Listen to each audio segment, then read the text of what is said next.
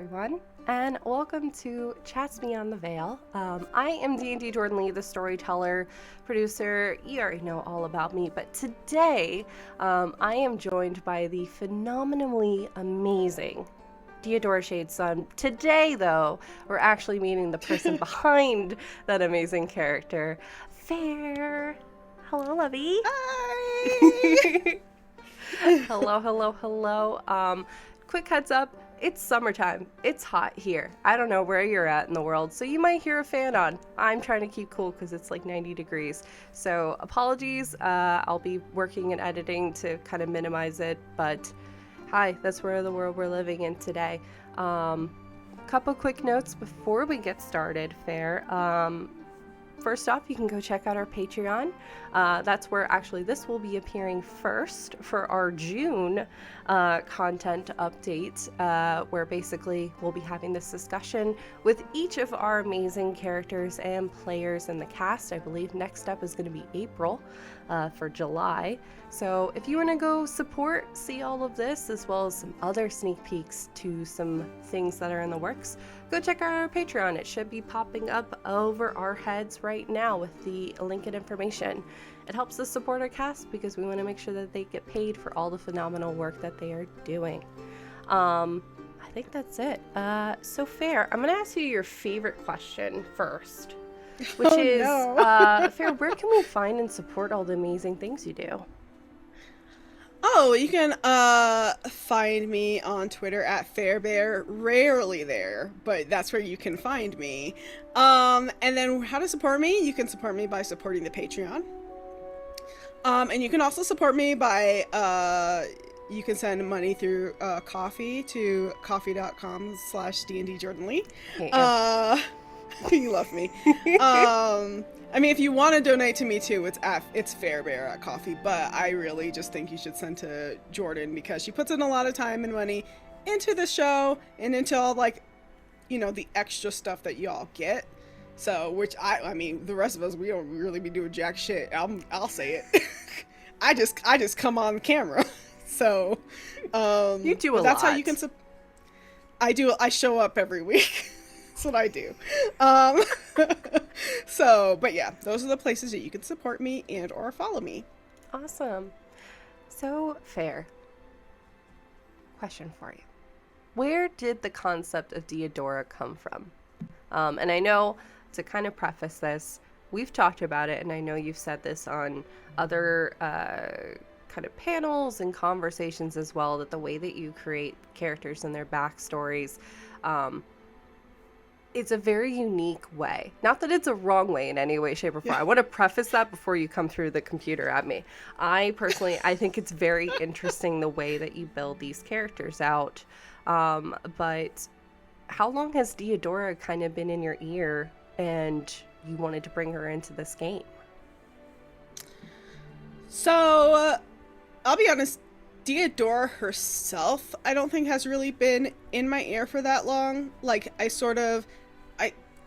in this instance, I did what I don't normally do for her, which was, like, I came up with, like, I thought of the class and the race first, and then everything for Diadora fell into place after that. Sure. Because when I originally was asked to join the show, my first concept was going to be a druid.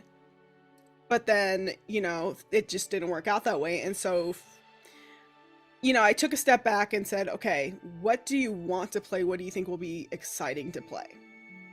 I'd always wanted to play a Battle Master Fighter, but I had never had an opportunity to do so. Or, like, when I did have an opportunity to do so, I think, like, it was, like, for one-shots and stuff. So it's, like, I kind of got a little, not intimidated, but reticent about it just because it's, like, well, I can just go play something that I know and I don't have to think about it.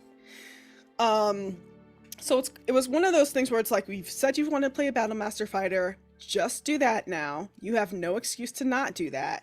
And then especially when, like, everybody else started saying, like, what classes and subclasses they were picking, it was like, oh, this is a bunch of squishy people. They need somebody who's going to, like, be able to, like, be a damage sponge. So that sort of informed, like, the type of, like, at least the type of, like, class that I was going to play. And then I think Diadora, like, her personality and stuff and her backstory a little bit came from you Jordan, prompting us to give you a little bit of backstory, which is, again, not something I usually do. I usually like just make the character and then like kind of let whatever their backstory or whatever it is come out through gameplay, because that's just easier for me.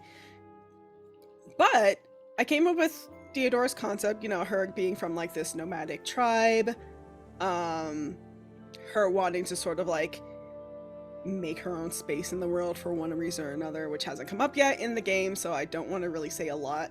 And just like I don't know, like in terms of her personality and stuff, that was a decision made when you asked me to introduce my character, and that's when I knew who she was going to be. I think that's very fair. No, this is one of my favorite questions to ask, actually, just because everybody has a different way that they make the characters. Sometimes, like for me, for instance, I write the backstory and they tell me through that backstory who they are, what they're doing, where they're going. But I think I like your method because it goes with that idea that you don't have to have your backstory completed at the start of a campaign.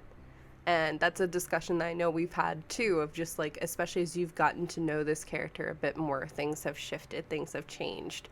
And I think I just love that idea that we can continue to add to the backstory, and that is still Diadora of the past that is shaping the Diadora that we know today and possibly of the future.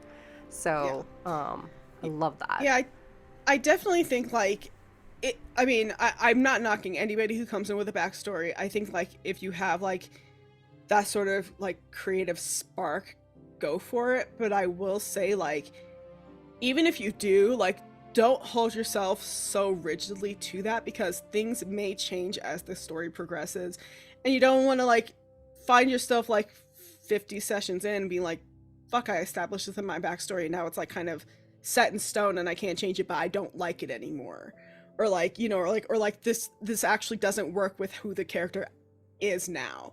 So I do think it's one of those things where it's like, definitely have like inklings of backstories and stuff if you want, but like definitely make sure that you're leaving room open for like what the character tells you, because the character will tell you like, no, I don't think so, like I don't think that's right for me, like, and will surprise you and do something completely fucking off the wall. Like I've had characters do that before where it's like they are supposed to be this, and it's like, well, no, actually she's mad now, she's gonna set this person on fire, and it's like, she's not supposed to be that person, but damn, okay. Yeah, no, I can definitely see that. And it's one of those things too where, you know, I never gave you all like, hey, at the maximum it needs to be this amount or the minimum. I asked you prodding questions just because, you know, it can be high. A lot of, I think literally the entire cast is neurospicy in some way, shape, or form. So the executive function to now, okay, I can do my life, now I have to make up a whole other life for another person, can be extremely overwhelming. So, you know, I ask those questions, and I even try to frame it as we're building this story and these characters' stories together, that I'm not expecting you to have an answer right away. And that answer can change as many times as it needs to change. Because we're all getting, I mean, one of my favorite moments, and I think we have it clipped, is when you were actually introducing Diadora and you started to do an accent, and then literally within 5 seconds you changed. I love that. I think that was such like, I know we were all nervous because it was our first episode, but it was such an interesting move and immediately a really interesting direction that you were taking Diadora. So it's been very cool to kind of see her. Thank you. Explore. Also, this is completely off topic, but you mentioned neurospicy and like executive function and stuff. I want to just say, I'm going to out myself because I did the goofiest shit last night, and it was like, I'm still laughing at myself about it. So like I got off work and I was like, you know, up in my room on my laptop, and I'm like actively on my laptop doing things. And then I was just like, I sat here and I was like, oh fuck, did I leave my computer downstairs? And like lifted up my laptop to look for my laptop. I've done that so many times. And I did the same thing earlier today, right before jumping on this call. Except I wasn't on my computer. I was just like, I need to check Discord just to see if Jordan's messaged me or anything. And I'm like, where's my laptop? I'm like staring right at it, like, where is my laptop? I can't tell you how many times I've done that with my phone and my glasses. And like, it's such a stereotype. I can't see without my, like, where are my glasses kind of thing. And they're right on my head, or I'm wearing them. It's really great when I have contacts on. Literally able to see right now. So where do you think your glasses are? For sure. So kind of going with that kind of thought process of executive function, and creating these characters and stuff, what inspired Diadora to start adventuring in the first place? So, I don't know if Diadora actually wanted to adventure per se. I think she just wanted to sort of leave the nest, so to speak, for a couple reasons, but mostly because, like, she grew up being a little sheltered, and she can be very rebellious, and so it was kind of her, like, butting up against that, like, being sheltered, being protected, just because, I mean, this hasn't come up in the game, so, I mean, sneak peek behind the screens. I mean, Diadora is the shortest person in the party, or was, until Toby. She was kind of like the quote-unquote runt of the litter, and, like, when she was younger, she was sick a lot. So that kind of caused her mother to be a little bit more protective and overbearing, not in a bad way, but, you know, Diadora leaving home was her needing to prove herself to her family and her tribe, but also to prove it to herself that she could do something. And so that's kind of what sparked her to join, to help Tynell when she saw him in trouble, the elder Tynell. And then, you know, he offered her a position, like, at, not Isgard, what's it called? Allegris? No, Allegris. Okay. Allegris was the school, and then eventually moved to yeah. Illipin, yes. Yeah. But that's when when she invited her to come with him to Allegris for training and stuff, and to, like, hone her skills. She jumped at that opportunity because, you know, it was a chance for her to prove her worth, so to speak. To herself mostly, but also to other people. So that's kind of what got her to leave the home. And then I think in terms of her adventuring, it wasn't really supposed to be like an adventure. She was just, like, going to Illipin, and then it became something else entirely. And I feel like in D&D in general, like, that's kind of the way you do it. Like, you're not an adventurer. You are a person who got caught up in something and you want to see it through. And, like, maybe other people call you an adventurer, but I don't think Diadora sees herself that way at all. She's just somebody who is doing what she was trained to do, which is help and protect people. So I can definitely agree with that. Especially, like, I keep having to remind myself that in game, it's only been a few weeks. It really but has. I mean, we're about to hit our year thing, but it's only been a few weeks. So, you know, it's not uncommon to still have the, hey, I'm a soldier, I want to see this through kind of thing mindset, or hey, I just want to see the end of this, versus no, I'm an adventurer, I do other things, but, like, this is how I get my money kind of thing, and having that conversation. I don't think, I mean, I'm saying this now, and this may change, and that's okay. I'm not set in stone, but, like, and that is okay. I don't know if Diadora will ever see herself as an adventurer and, like, this is how I make my money, that kind of thing. I don't see her. She's not really, like, she doesn't really care about, like, material things like that. Sure. You know? Because, you know, she comes from a society that, like, does a lot of bartering and sharing amongst people, so it's, like, it's very communal. And you don't worry about, like, needing or being in want of something, because there's always somebody who will help you get that or will provide that to you. Like, material things don't really mean anything to her. I mean, that's why she's still in, like, not rusty, but, like, you know, like, old kind of hand-me-down armor and stuff like that. It's just, she doesn't care about it, you know, because it's just a utility. She'd Sure. run around naked if she could.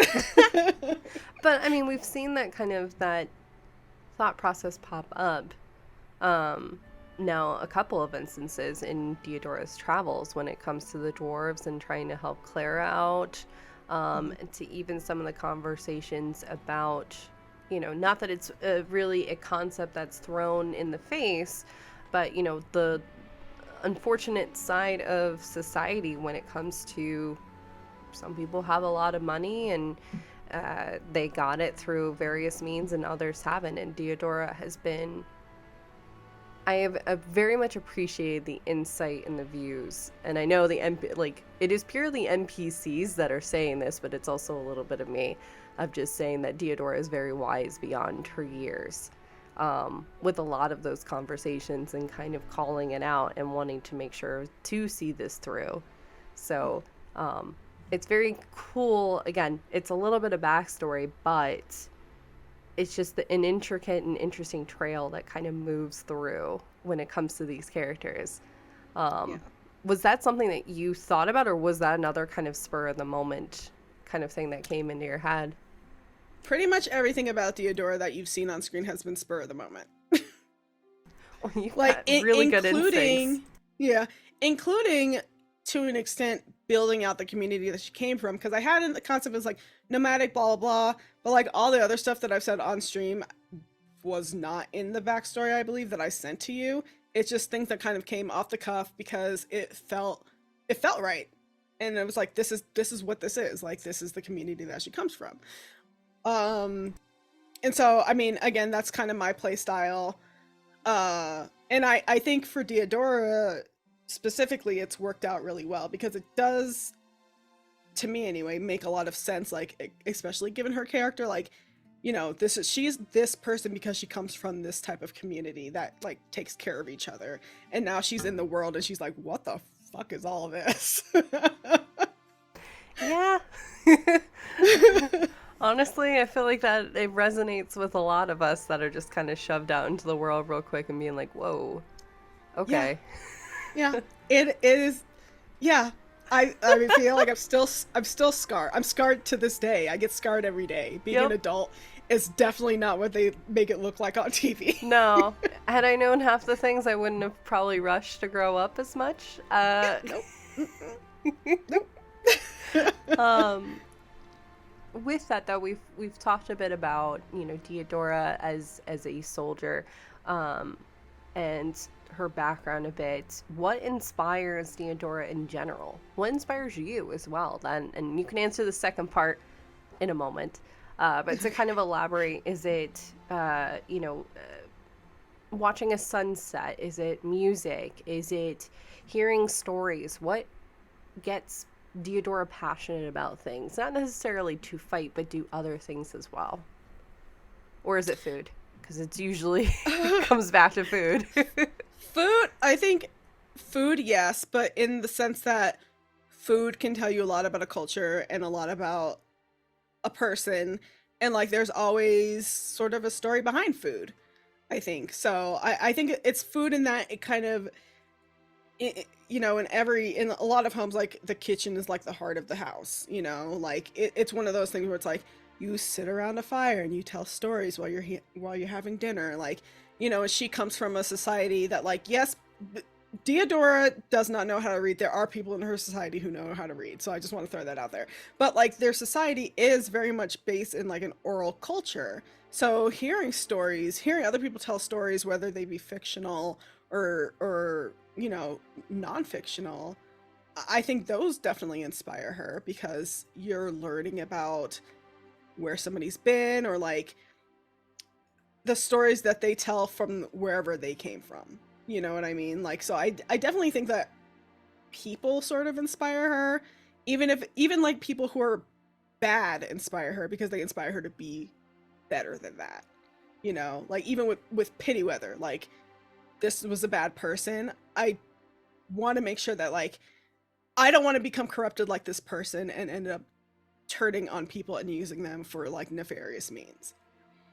The Ursula, stealing shit and using people's suffering for her own gain. I do not want to be an example of that at all. So Clara, Gerald, can't remember the other guy. I only remember Gerald because we talk so much shit about Thomas. him. Thomas. What? Thomas. Thomas. I almost said Thomas too, and then I was You like, were so that close. can't I be could right. see it in your head. That's why I was like, it's so close. Thomas, like, you know, you did this shitty thing, but like, I see the circumstances that led you to this point, so I'm going to help you. You know, it's just like understanding people and like wanting to help them. I think all comes from like knowing their stories and like what they've been through. So I definitely think stories are a big part of what motivates and inspires her to like do the things that she's been doing. I definitely agree with you there. I also think, I know we've talked about the whole being able to read Poppin, and I think it's such a brilliant concept you came up with. I know it was a spur of the moment thing, but you know, it's really interesting because it's, I think, also shows again that street smarts versus book smarts. Because, you know, yes, Diadora cannot read. However, her read of people and situations is on point. You've been reading the entire group for weeks. Like it's been like, I'm like, I don't even have to throw anything at y'all. You got Diadora over here just like, but you're being very real. Like, and I know it's popped up in the conversation I've had with Duval about Weldor and stuff, but like, or even Blackstone, and I've had conversations too where we've come from those conversations. They'd be like, yeah, I wasn't thinking about it until Fair/Diadora pointed it out, and now I'm thinking about it. Like, it's very interesting. Again, a very split second, probably seemed like not a big deal of a decision at the time, has had this ripple effect that has impacted the party in a really unique way. With also, too, you, Diadora, and where we're at currently in the story, has been connecting the dots so well. Like, it's just, it defies the stereotype, right? Of like, okay, well, I have this intelligence or whatever you want to call it in terms of the stat block. I can't read, things like that. Normally that's played as a character that isn't super serious or is, you know, stereotypically not as smart or grounded. And here you have someone who's defying all of those stereotypes in a really interesting way. Which, like, I have to say, like, I think those stereotypes can be fun at times, but I think also, like, I think you could, you know, dream bigger. Like, you could work past that stereotype. Like, they don't have to be completely unaware of everything going on at all times, you know? Like, intelligence in D&D, at least, actually in the real world too, I think we always equate it to like book smarts and being able to read and being able to write and all this stuff, and it's just like, that's not necessarily how people used to do. Like, writing has not been around for the entirety of human history, and it's like, I would not call those people unintelligent because they learned how to do things that to this day, like, some of us don't fucking understand, you know? Like, or like they figured out travel, they figured out how to like cross oceans and stuff, and like they figured out how to build statues and buildings that we still don't 100% understand how they were able to do it. So like, I think it's disingenuous to say, like, if you can't read, you're not smart. The slaves couldn't read purposely, and they were very intelligent. They came up with ways to guide each other out of slavery to the Underground Railroad. So I think that's just kind of it's a very ableist, but also, I think, classist, and, you know, to a certain extent, like a racist viewpoint to think that if you can't read, you're not smart. Like, people are smart. Like, like, so. And I'll expand, I think, too, because I agree. I think there's a time and a place to handle that, obviously, with care throughout the entire discussion. But I think the big problem that comes from it, though, is more often than not, that representation comes in, and that's all that person is. So realizing and making sure that that kind of storytelling is being handled with care, and also the realization and representation that that is not the entire person's makeup. They have hopes, they have dreams, they have their experience is just as valid as the person in the party that has the ability to read multiple books at once. You know, all of that I think is really important and not often thought about when we do things like TTRPGs, because people will, you know, it's, in my opinion, it's lazy writing, because Yeah. it's the easy way out when it comes to that versus having those really interesting and unique conversations. Yeah. And so yeah, like it definitely wasn't like my intention to like break a stereotype. Again, made that in the moment, that decision in the moment, but like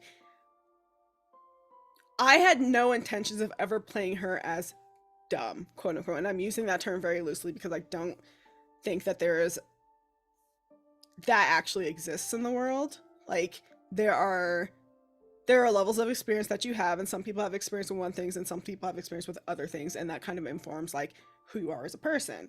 But like I don't think I ever intended to make her be like the butt of that joke, even when I said like, oh, she doesn't know how to read. Like she has her strengths in other areas, and she is smart in those areas because of that. So what you know,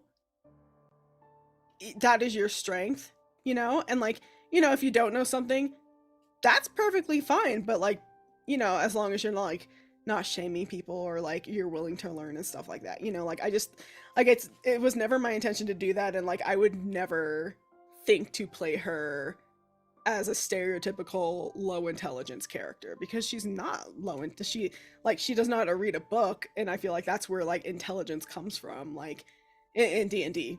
Yep, in D&D, but yeah, it's like, no, that's just never even occurred to me to do that at all.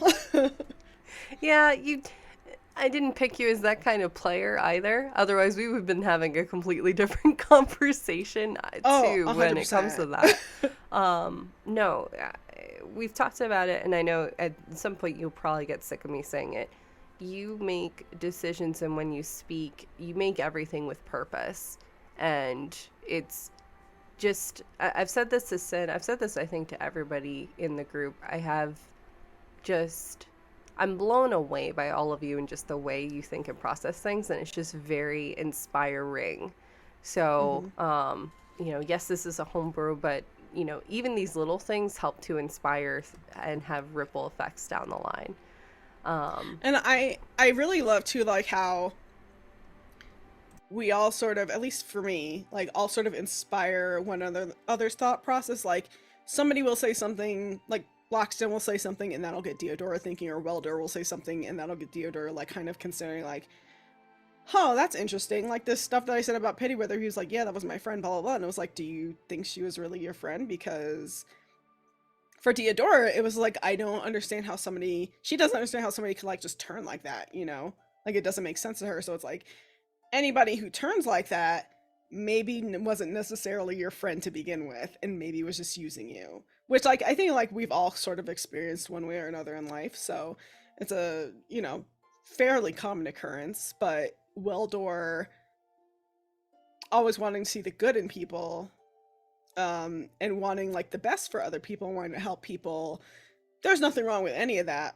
But I also do think that like if you're not paying attention, it could be used against you. So I think it's that, as well as that lesson that Weldor, I think, is kind of on the cusp of his mind when I've kind of prodded Duval with some questions of, okay, you want to help someone. When is the point that help stops? Yeah. And that's tough.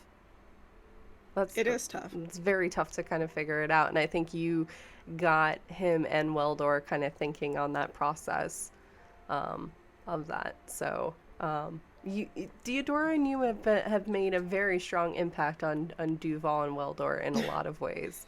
But I can say that about the whole party. Yeah.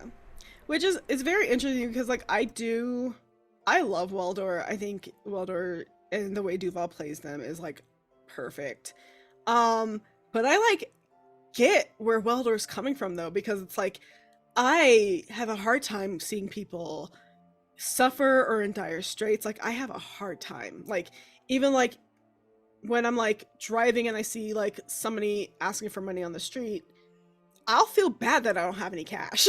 You know, like it's so hard to like turn that off. So I 100% get where Weldor is coming from and like why it's sort of like something that he has to sit with and like think about for a while. And like I've definitely been enjoying just seeing that character development, because it has to have been like relatively quick, because you know Duval's and Weldor aren't sticking around forever, unfortunately. I'm He gonna knows this very much. I'm gonna bully him. It's fine. He knows what's coming. I'll run through all of Duval County to find his ass. Let's go. You heard it here, folks. But yeah, so like it's just been interesting to see sort of that play out, where it's like you realize even though you have been helpful to somebody, or even though you've been kind to somebody, like not everybody absorbs that and uses that and is inspired by that. And for him to see like sort of not even ripple effects, because like just seeing like where he's not necessarily fallen short, but like maybe where he perceives that he has fallen short. It's been very interesting. For sure. And what would you say inspires you, Fair, when it comes to, and this will kind of lead into the next question, but, you know, when it comes to Diadora or any of your characters, because you are phenomenal and on a number of different shows. So, you know, music, art, we've talked about, anime a little bit. We've talked about books. You and I have had some very in-depth conversations about books that we've read as well. What inspires you? Oh my gosh. Well, I definitely like what inspires me, definitely books. Like unfortunately I'm at that stage in my ADHD where it's like reading is super hard, even though it's the easiest thing in the world. And I love books. Like I have so many books. But like just stories that I've read in the past inspire me, like taking little tidbits from that.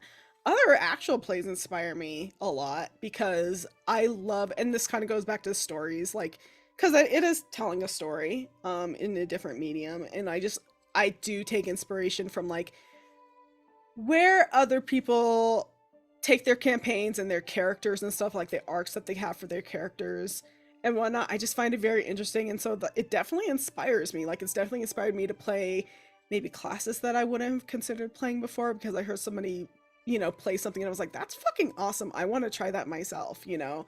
Like, so it's definitely that movies inspire me, just like different forms of media inspire me and like kind of give me ideas for my either character concepts or like even like maybe like bits of their personality and stuff. Just I mean, like I think all fiction can be influential in good ways and bad ways. I try to take the good for sure. And so yeah, like I just like other people's creativity inspires me really, because it's like just so fascinating to see how people's minds work, and I love it. Like I always enjoy, even if I'm watching something bad, like it like technically or like bad, not like bad for you, but you know, I watch a lot of bad horror. But like even when I'm watching that, it's like, well, you know, there's a seed of a good idea in everything, even if it like in every like art and stuff, even if it maybe doesn't come out that way, you know, doesn't theory and practice two different things, you know. So but like I do appreciate just seeing like other people tell stories and like getting glimpses into their minds of where they like the stories that they're telling and where they got the idea from, you know. I just love it. For sure. I mean, I'm very much second a lot of those thoughts. That's how Ampistrano was built, was through books, through anime, through reading, through art, music too. So I really do appreciate that, and that again perfectly segues to the next question. We've chatted a bit about music and how it can relate us to either getting in character, or kind of just expanding upon those thoughts. And I know Diadora has a playlist. Hey, go check out our Patreon. Yes. You can go and see the write-up that Fair did about Diadora.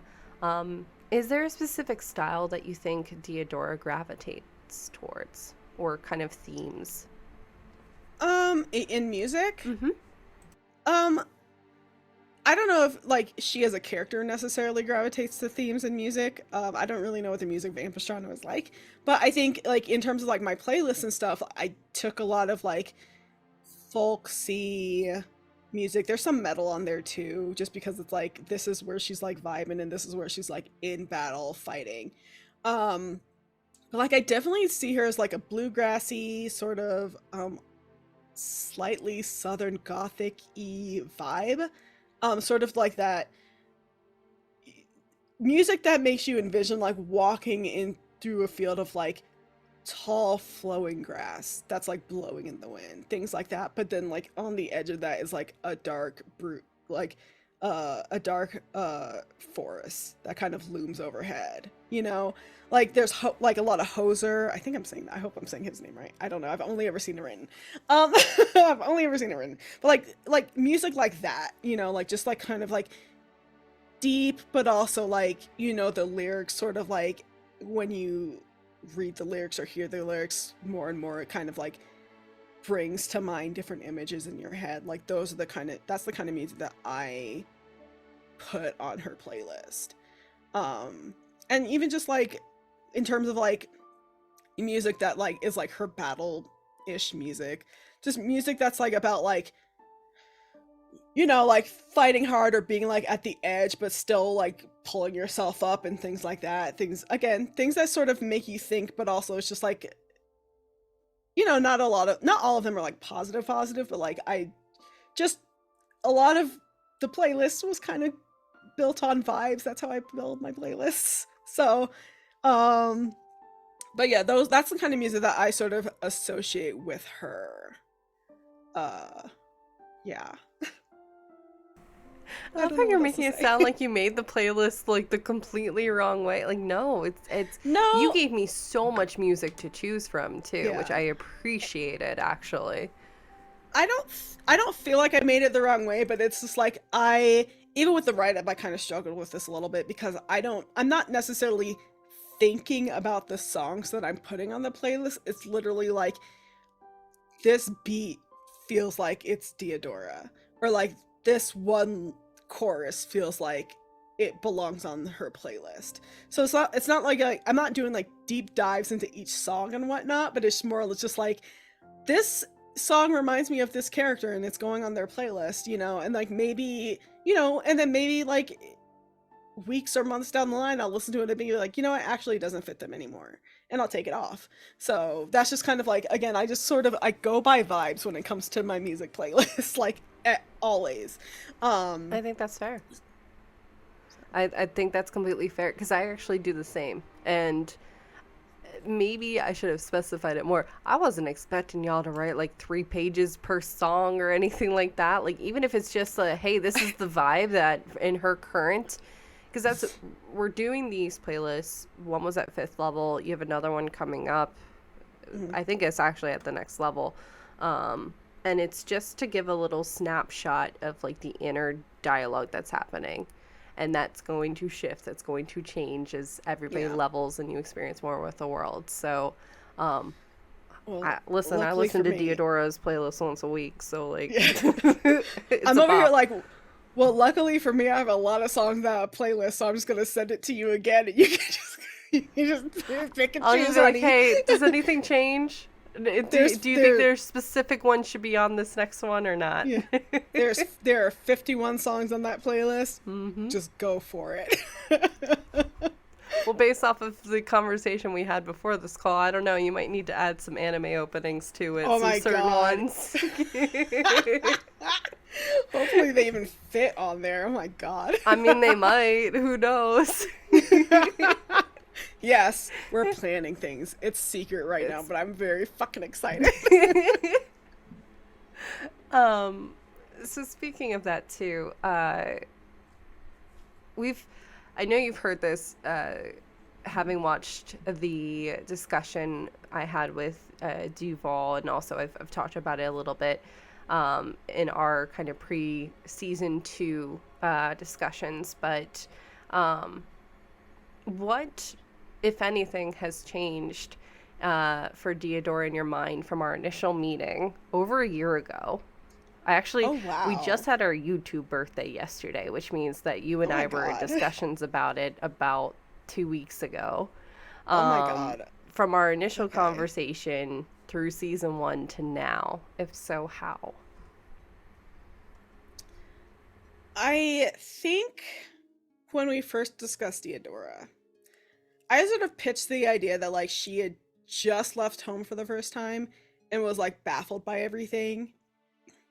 And I definitely think she's changed since then because she's had more experience than I originally thought of. And again, this is kind of goes back to make sure you leave shit like flexible because you do not want to be get caught flat-footed on something that you established. But I definitely like she's definitely like still like she's been in society for like a couple years, so like she understands more things. But there are things that like she still sort of baffles her. So I think I've kept the spirit of that without her being like completely like, well, I don't know what this is, or I don't know what that is. It's like, no, it's more so she does not understand why people act in certain ways or like act against like their instincts or like act against other people who could help them, you know, things like that. It's like it's more of like human experience and like personalities and like that she does not understand. And so and I like that it's more of that than what I originally had in my head because no. Um I because I think these are a lot of questions that like even with somebody who has like, you know, you've been in the world, you've been around people, you socialize a lot. There are sometimes that people act a certain way and I'm like, what the fuck is going on? Why is what is this? Why am I here right now? Like what is this?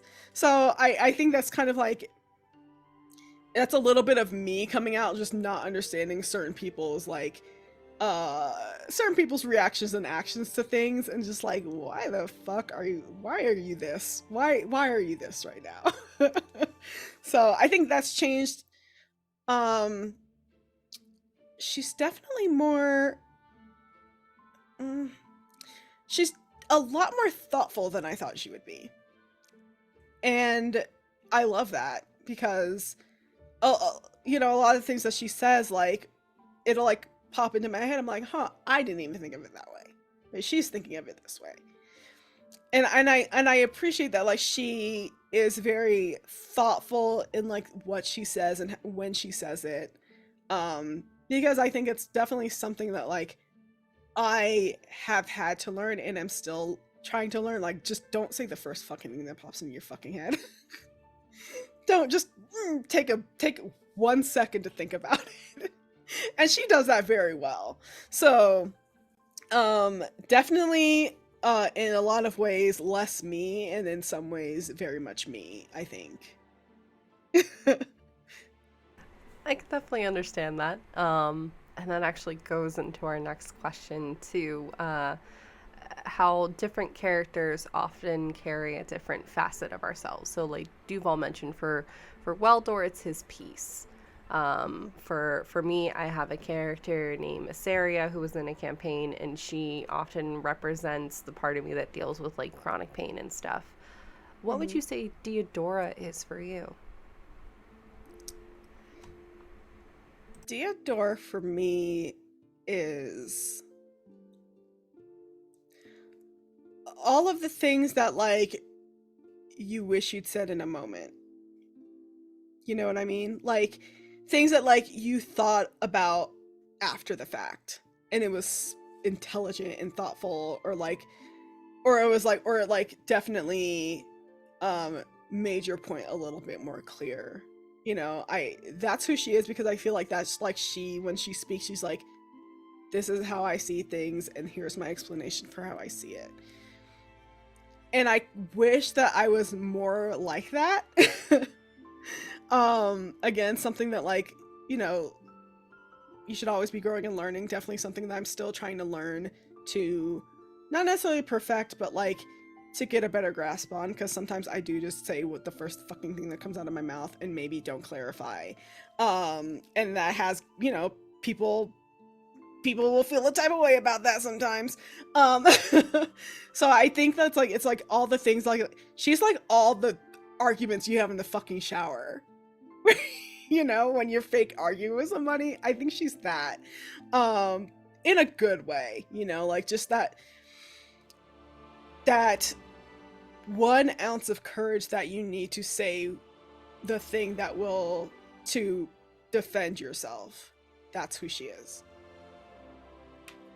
I was thinking roughly around those lines, because again, we've talked about how our relationship is and stuff too, and I definitely see both you and Diadora very, very much being the moments of clarity and reasoning that sometimes it's underlying and we think it's in our faces, but then it just kind of dies on the wind. So Diadora is that life, that moment of clarity and reasoning that sometimes, not sometimes, all the time we need, all the time, all the time we need with that. And I just very much appreciate that. I also would say too, she's got a very level head when it comes to even the most stressful situations. Like I'm thinking a couple episodes back, both you and her, I know you were nervous because we all were, but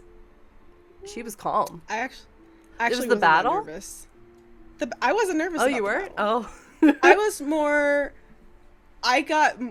when I got quiet for that episode is because I was strategizing in my head what she was going to do next, because I didn't want to stall anything, but also like I'm trying to think like her, and like she's this battle master, she's good at tactics and stuff like that. So like I was thinking, okay, this is what we're gonna do next. This is like, I got my dice here, you know, like this is what we're gonna do if this happens. It was more things like that. I wasn't nervous. Like even when I was like literally at 1 HP, I wasn't nervous about it because I just knew. I knew that, not that I want Diadora to die, because she is my favorite character to play.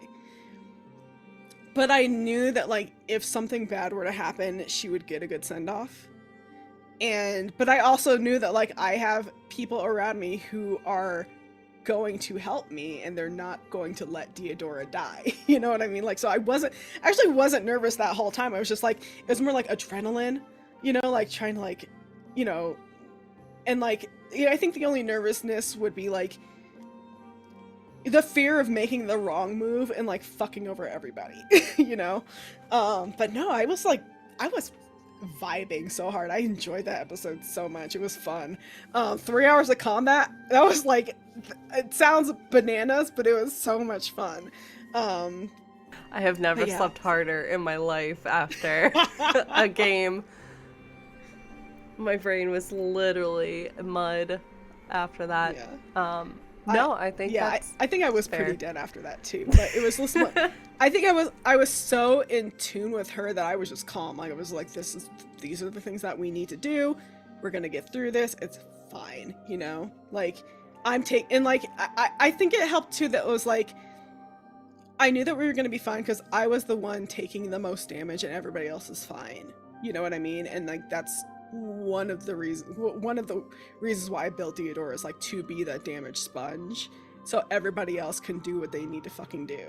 Sure. So I did that, and so it was like, and I know that like April Reagan, she's not gonna let me fucking die. Nah. Of all the people, she's like, she even tried to help me and I was like, don't do that, I'm good.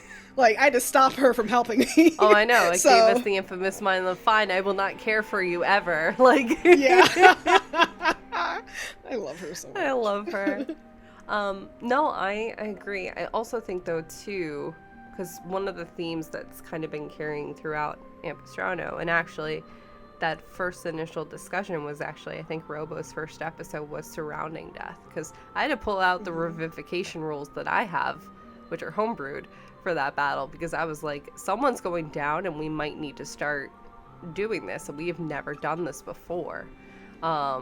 So but we've had that discussion and how death is not the end of it, and there are ways. You do have a cleric, thank God, for having those individuals that could potentially help to bring you back.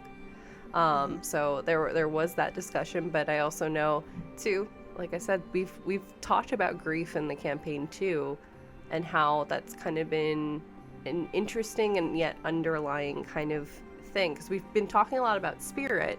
We don't talk about the other stuff that can and is typically wrapped up in spirit and what that actually means. So it's been very interesting to see what y'all have been doing. So just a tip for everybody, druids actually get Revivify 2 in the optional Tasha's spell list. Just saying. the do. Dude. I know, I was like, thank God. Yeah. When I was looking at everything, I was like, okay, cool. We'll have someone. We'll have someone that will have it. Because like I said, I'm attached to all of your characters, but I'm not going to hold anything back. Because you're not holding anything back, so why should I? Kind of thing. I'm not holding anything back because you're not holding anything back, Jordan. Oh, so this is the vicious circle we're in. Okay. This is the snake eating itself. Oh, honey. this is the Ouroboros. Got it. This is the Ouroboros, yeah. The Ouroboros is actually player versus DM where we're trying to one-up each other, and it just is a circle. Listen, when I get to just sit there watching all of you just RP and just tell the amazing stories that you are, my heart's so full. I'm your biggest fans, but also, hey, the world is trying to fuck you guys over, so, like, Yep. Things are happening. Amazing. Let's see. Another question I wanted to ask is there a point in Diadora's life that she would do over if given the chance? If not, why? And this could be from the campaign, this can be from other stuff, too. I don't think that she thinks like that. I think she lives more so in the moment than dwelling on things that she did in the past. And, like, if she could change, even in, like, the immediate past. She is very introspective, but, like, she's definitely not the kind of person to be like, God, I wish I had done this different. She's not like you or me. She's not waking up at like 3 a.m. staring and saying like, I can't believe I fucking said that in 9th grade. That's just not her. She's not that. So not the call out. Not the call out. Hey, it's me at least once a week. Me too. So she's just not like that, and I think it's because, like, I mean, her life overall has been good. She doesn't have anything to want to redo because there's nothing. I mean, it's not to say that she hasn't had, like, hardships at times. I would think that, like, I would say, like, the most recent stuff has been, like, kind of a very big trial for her. But even, like, I don't think she would do anything differently than she's done. Because all of the roads have led her here, and, like, she feels that this is where she needs to be right now. So she's not somebody who dwells on the past or, like, lives with any sort of, like, a lot of regret, like, maybe regret in the moment, but she's not going to lose sleep over it in, like, 5 years. Like, I think the most recent thing that she feels bad about, but even then, she knows you can't take it back, so she's not going to think about, oh, can I take that back? Is, like, her interaction with Jeremy, which I think we're probably going to get into tomorrow a little bit. But, like, I think she even said, like, in the last episode, like, I wish I had known because otherwise I would have handled that differently, and that's just something that I have to live with now. You make mistakes in life and you learn from them, and that's who she is and what she does. Like, she's not the type of person who to just sit around with the would've, should've, could've's, because that doesn't really do anything, you know? It's like you either need to change and learn from this experience, or you can dwell on it and be miserable forever. And she would rather learn from the experience and take that lesson and adapt it to, you know, to change and grow as a person rather than be miserable all the time. I think that's very fair. I think that's something all of us struggle with. And who knows, maybe that is some of her battle tactics coming in, of looking at what was a weak point and how to make it better going forward with that. And yeah, I think it's a very real response, but also more power to Diadora not having that keep. I know, right? Like, damn, teach me. I would like that Diadora tea, like ASAP. Yeah. Like what is that about? Because I would love some of that. Is it a drug? Like, is it a balm? Do I rub it on my skin? Like, what's up, girl? 100%. I think that actually segues kind of nicely to actually a question that came in from our lore keeper team, with how is Diadora feeling about what happened to Jeremy? And I know you mentioned we're going to probably get into this a little bit tomorrow, but so you don't have to get entirely into it, but what would be some kind of surface level kind of thoughts that you and Diadora are having about it? I think both of us, she does feel bad about the things that she says, but she also feels, let me rephrase. The things that she said to Jeremy is what she felt, and like was the reality as she saw it at that moment. And so I don't think she would take back those words, but she does wish that she had been more observant to see maybe the web that was being woven around him and help him. Because I don't think she didn't necessarily think he was a bad person. He was just somebody who was just unfit to do the job that he was doing. And that's why she said, like, you should just leave and let other people, somebody else to do this job, because they will do it better than you right now. Because you clearly don't want this job. I think so. I do think that, like, she wishes that she could have helped him, but you also don't know what you don't know. And at the time, she did not know. She just thought she knew him from school. He was kind of lazy then, so it's like, well, of course he's still fucking lazy, you know, like, you know. But like, it was just one of those things that was just out of her control, and I think that's just something that she is going to have to grapple with and, like, you know, take a lesson from and move on. She's not going to dwell on it for very long, but at the moment it does bother her that there was somebody in need and she didn't notice that they were in need. Yeah.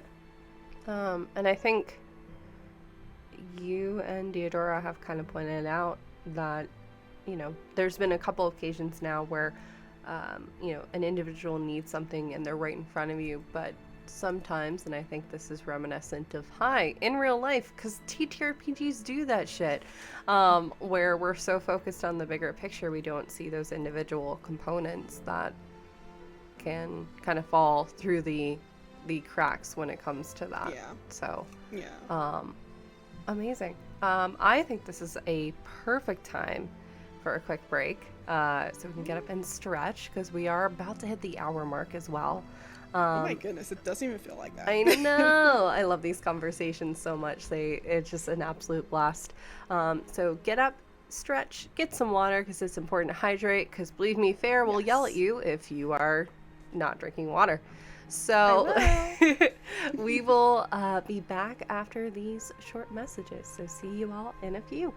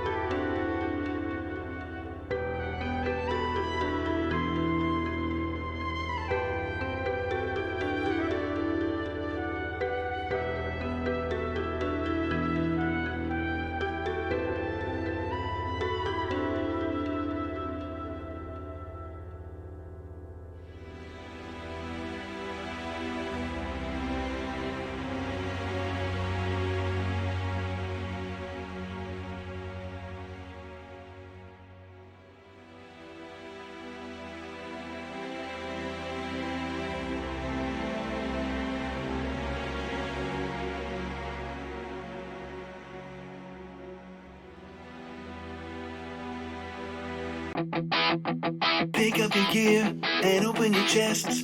Throw on your armor and head out on a quest. Hey, hey. It's a brand new day. On this whole coast, your allies will help with blades and bows and magic as well. Hey, hey. Heroes on their way. Fighting together against overwhelming odds. Fighting together in favor of multiple gods. Idle champions of the forgotten realms. Idle champions, adventure never ends. Idle champions, get your wallet there. Idle champions, you will say it again. Idle champions. Easy to. I'm bored. We can go scream at the cat for another hour. Nah, I'm tired of screaming at the cat.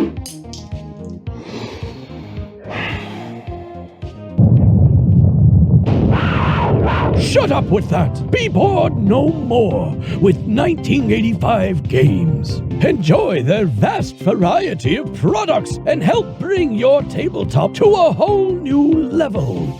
With easy-to-use dungeon sticky notes. The deck of stories holds prompts and adventure hooks for any setting, and thousands of cutout game pieces with their dungeon craft. You've come all this way for nothing, fool! The princess is mine! You'll never get away with this, Malachor! Write everything down in your Hero Notes journal and start your adventure today! Visit the World Wide Web address 1985games.com and find many helpful products such as their Dungeon Craft series, battle maps, deck of stories, miniatures, dungeon notes, and now VHS dice. Again, that's 1985games.com. I am going to use my move action to calmly walk right out of the door of the house and into the street. Okay, he's blocking the door frame, so. Oh, that's fine. I'm, something. Let's just have this moment since they're talking. And like, excuse me, I'd like to step outside, please. Roll persuasion? Like, oh my god, amazing. What is happening? Yeah. Persuasion, you said? Yeah. That is a 19 on persuasion.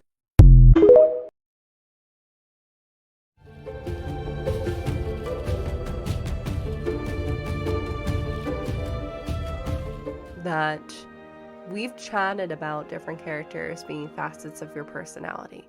Whether that be Olabar, or Brunor, or Robroth, or Hideaki. There's so many, and a lot of them you and I have had overlap, which has been very interesting to see. Mm-hmm. What is Weldor to you in terms of that facet of your personality? Especially now with this kind of news and revelation of like this may be paying an homage to your dad in a bit. Yeah, which is really interesting. I was thinking about that specifically earlier today, and the word that came to mind was peace. Like, he's my peace.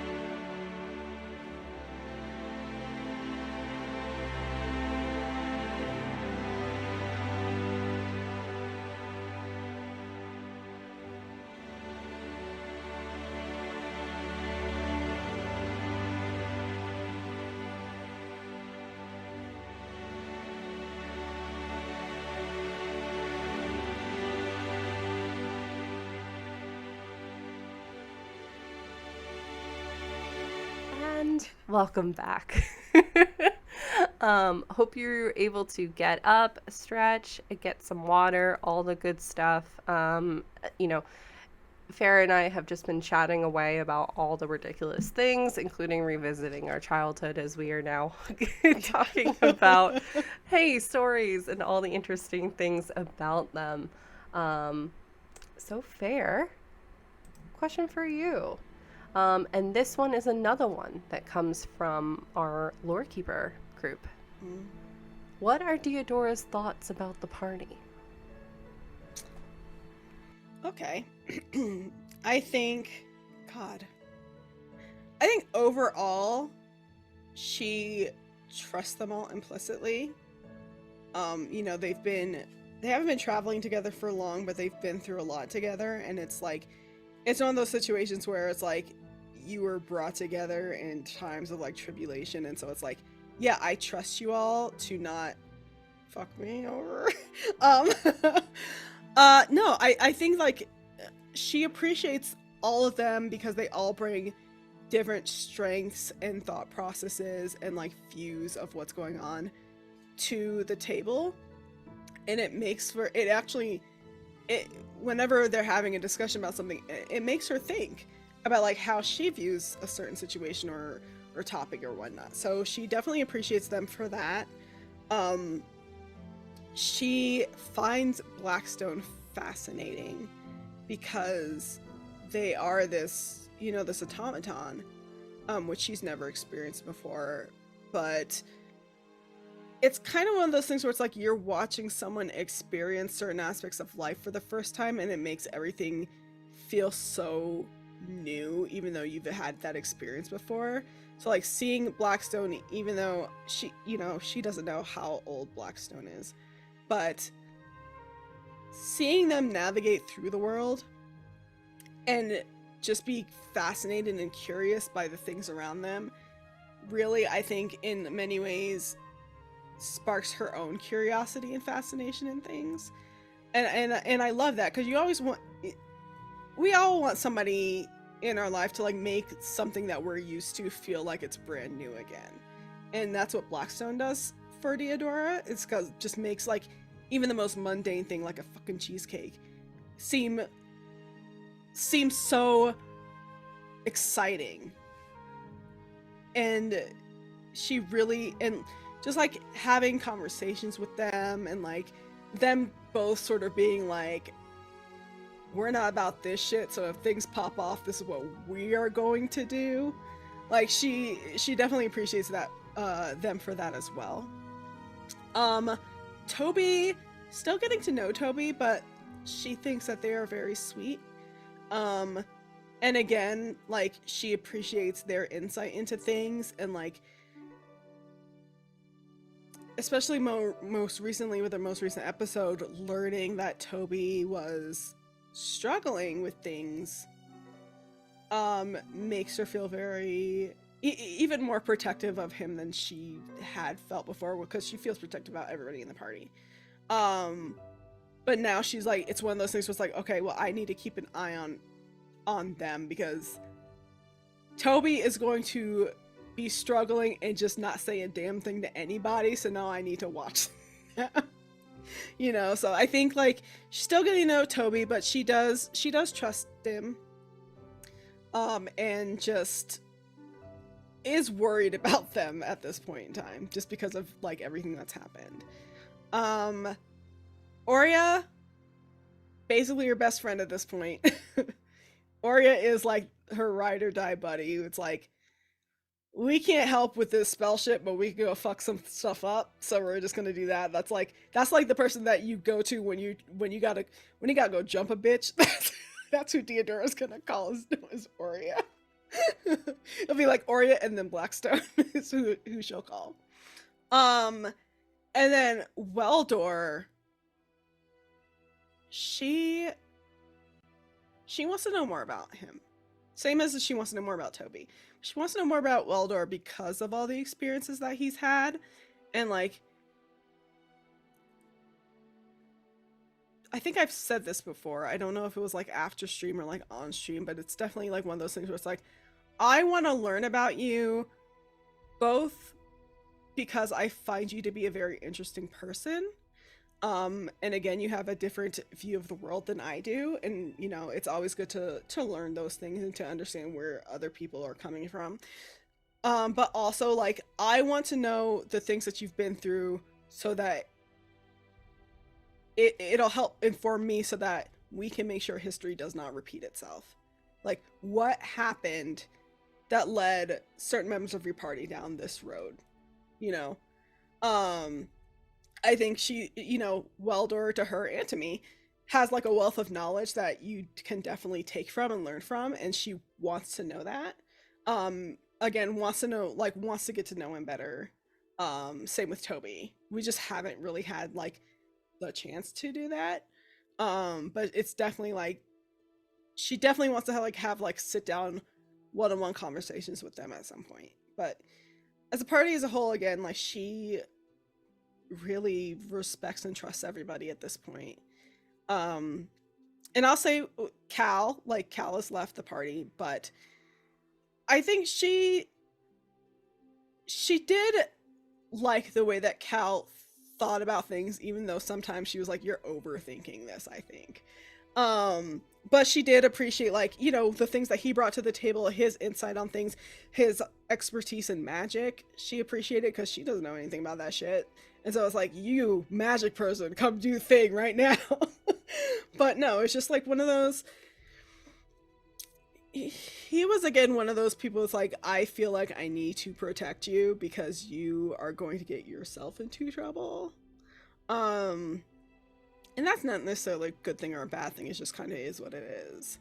But I do think that she knows that Cal right now is doing what's best for him and is on a path that better suits him than doing all this fighting and shit. So I think that's very fair. And I definitely would agree. I think you kind of answered this next question, which also came from our Lore Keeper party. But who in the party does Diadora trust the most and why? And who does she trust the least and why? Oria for sure, because I mean, she and Oria sort of encountered each other on the road and have been traveling together for longer than like they have with the rest of the party. And it's definitely like, I mean, Oria is the person that Diadora can have like these like deep, very like sort of nuanced conversations with. I think trusting the least. Oh, excuse me, sorry. I guess it would have to be a toss-up between Toby and Weldor, and that's only because she does not know them that well yet. Like, that's the only reason why. Like, they haven't done anything to spark any suspicion in her or to make her doubt them in any way. It's just like, I don't know you that well, and so inherently that kind of breeds a little bit of distrust. But that's just because, like, you know, you're not gonna just reach out and pet a dog without like letting it smell your hand first, you know, like, or like getting vibe check from the owner first, you know. It's just like that. I think as we continue on with the story, like, she's definitely going to get to the element, and like she will, you know, the trust will build even further than it already has right now. But like, she definitely like at least trusts them in battle to have her back and to help her out, and she's always going to do the same unless they've shown her, give her any reason to not do that anymore. And I think that's very fair. I think, and very true for how we also kind of process things of, oh, I'm going to trust the people I know for a fact I know more about. And again, I keep having to remind myself it's still been a very short amount of time with all of you together. Because time is just so strange. But we've seen it kind of pop up, this idea about trust, because I remember even back in season 1, there was that kind of back and forth about, can we trust Greenwich or is Pithyweather the problem? Do you think that any of Diadora's kind of what's the word I'm looking for? Way that they kind of evaluate trusting individuals has shifted at all based upon these experiences now with Pithyweather, with Greenwich, or even now with the most recent one of Jeremy. Has that shifted? Has that changed at all?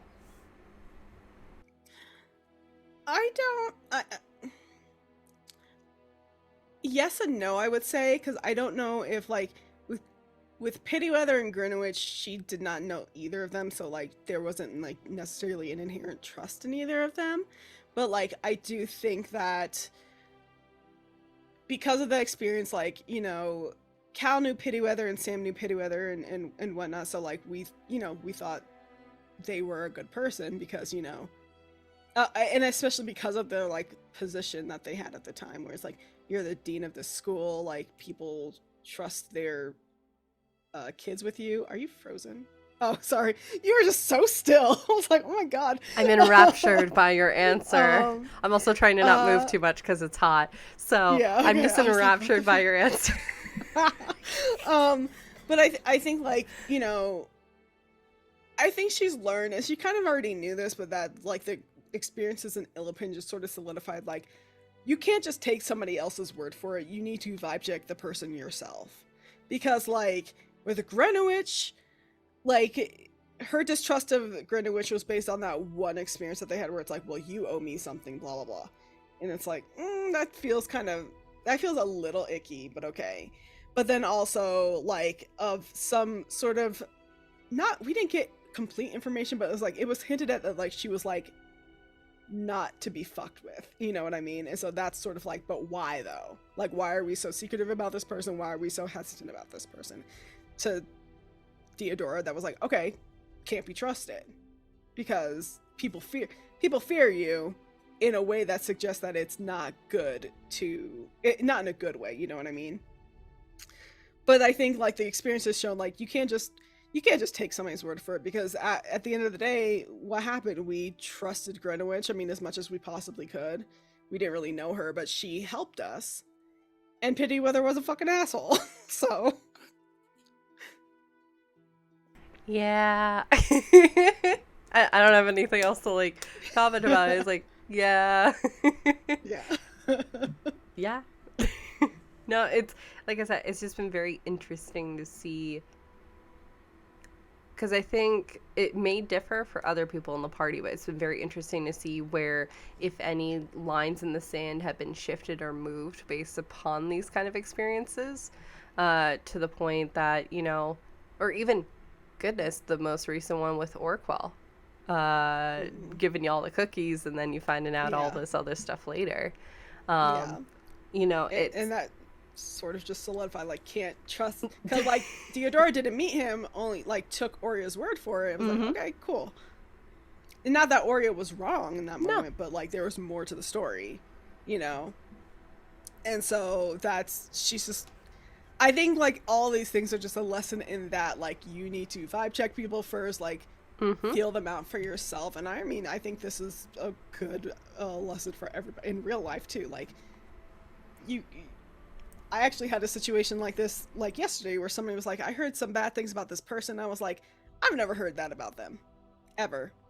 And, like, that's not to say, like, maybe they didn't, this was, like, about a celebrity, so, not that I know this person, but, like, I was like, okay, well, let me look into it, because I'm like, I don't know this person, but I'll Google to see, like, if this is true.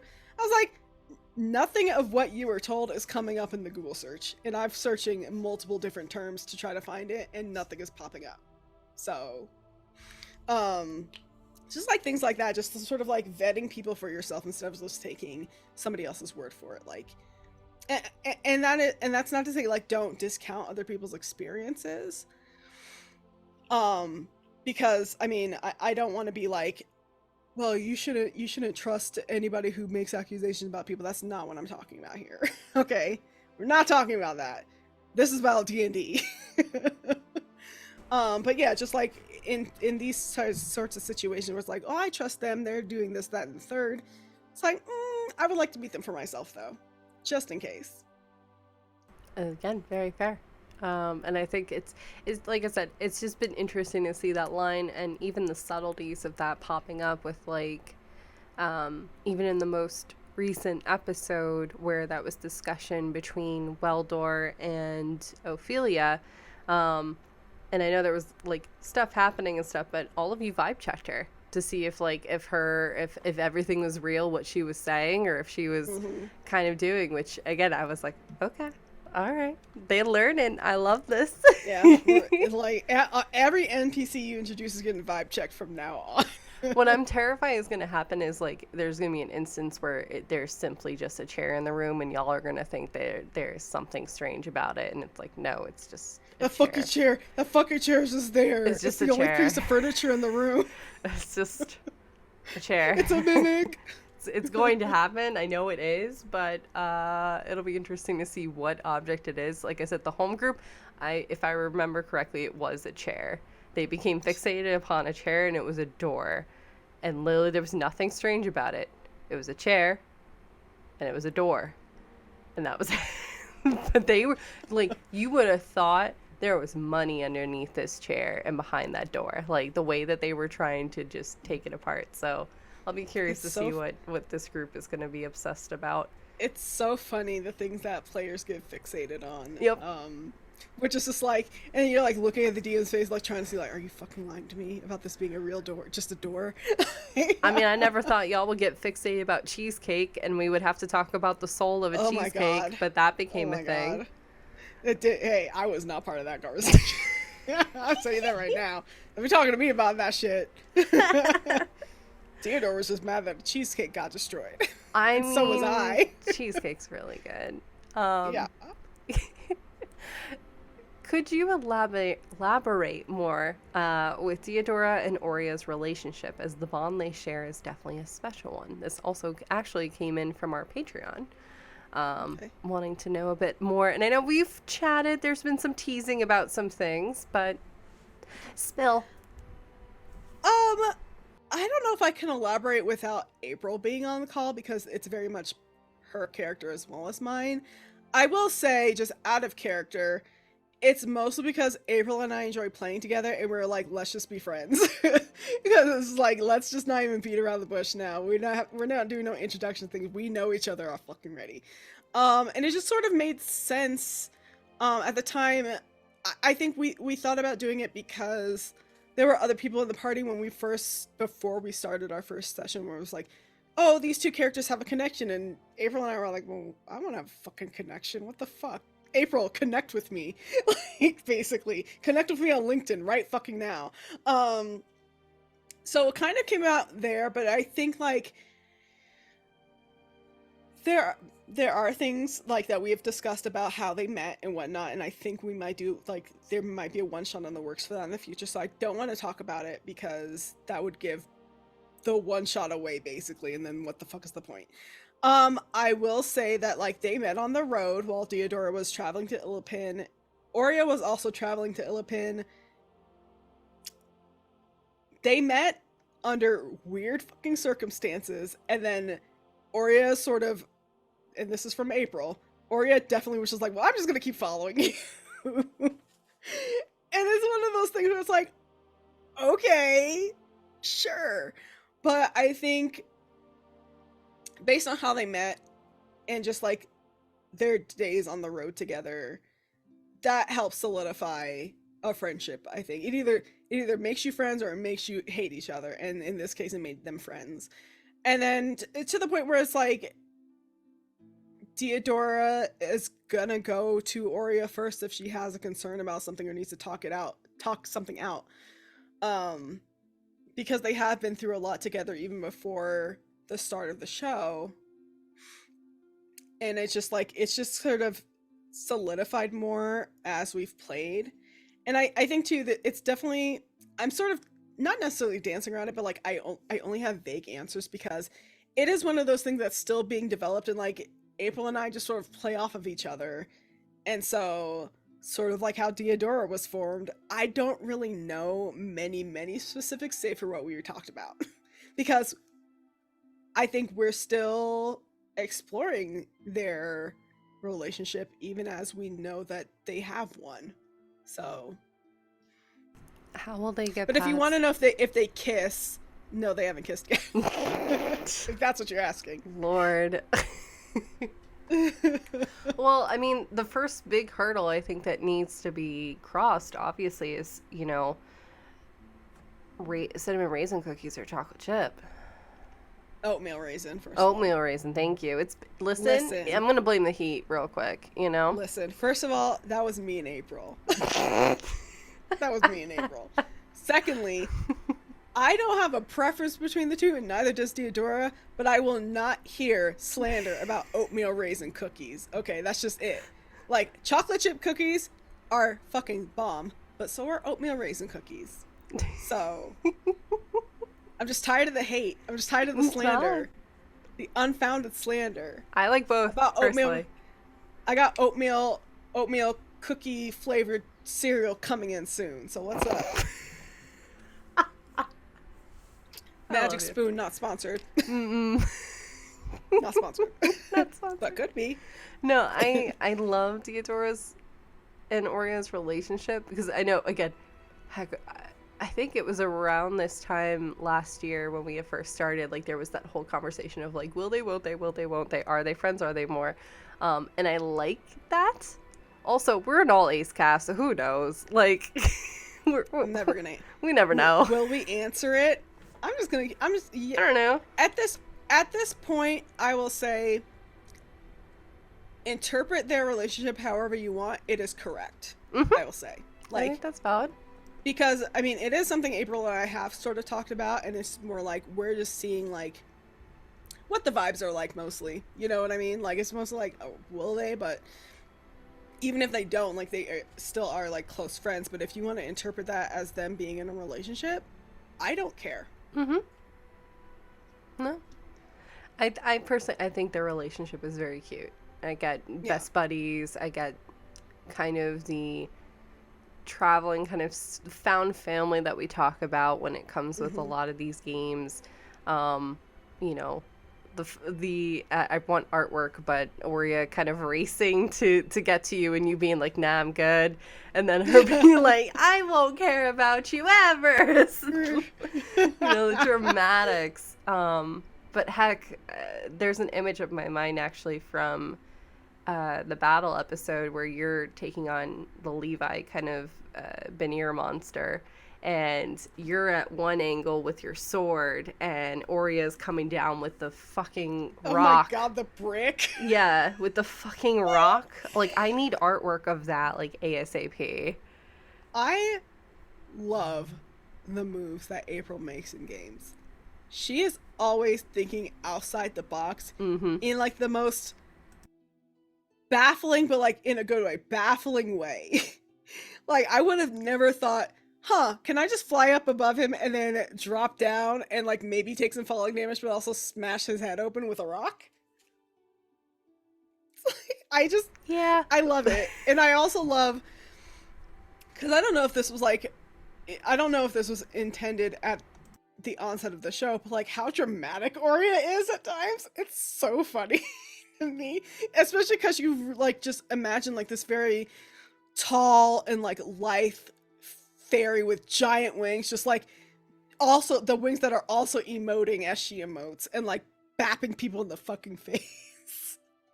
I love it. I think it kind of goes with the stereotype because more often than not we see fairies as very elegant and very poised fae creatures, and here we have kind of Aurea's going through like the college experience of just finding themselves, but also looking and interning different ways to do things, but also is unapologetically loud, but also keeps getting talked to by their like RA or TA who's like, hey, their dean, their counselor, their like, guidance counselor. What were you doing, kind of thing.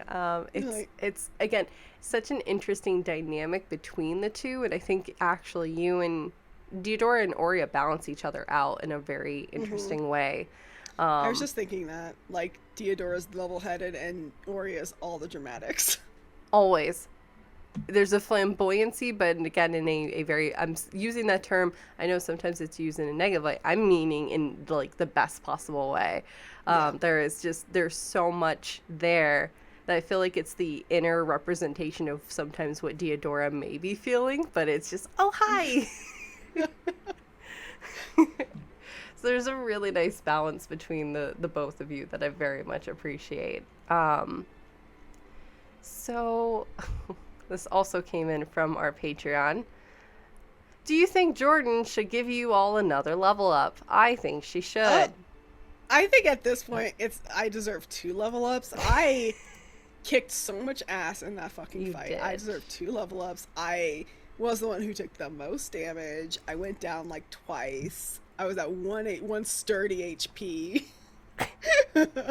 Listen, there's stuff in the works. It'll be happening eventually. Anyway, I have a change.org petition if you want to sign it to get Jordan to level us up. Oh, Lord. Let's see. How does Diadora think about the world now versus just starting out?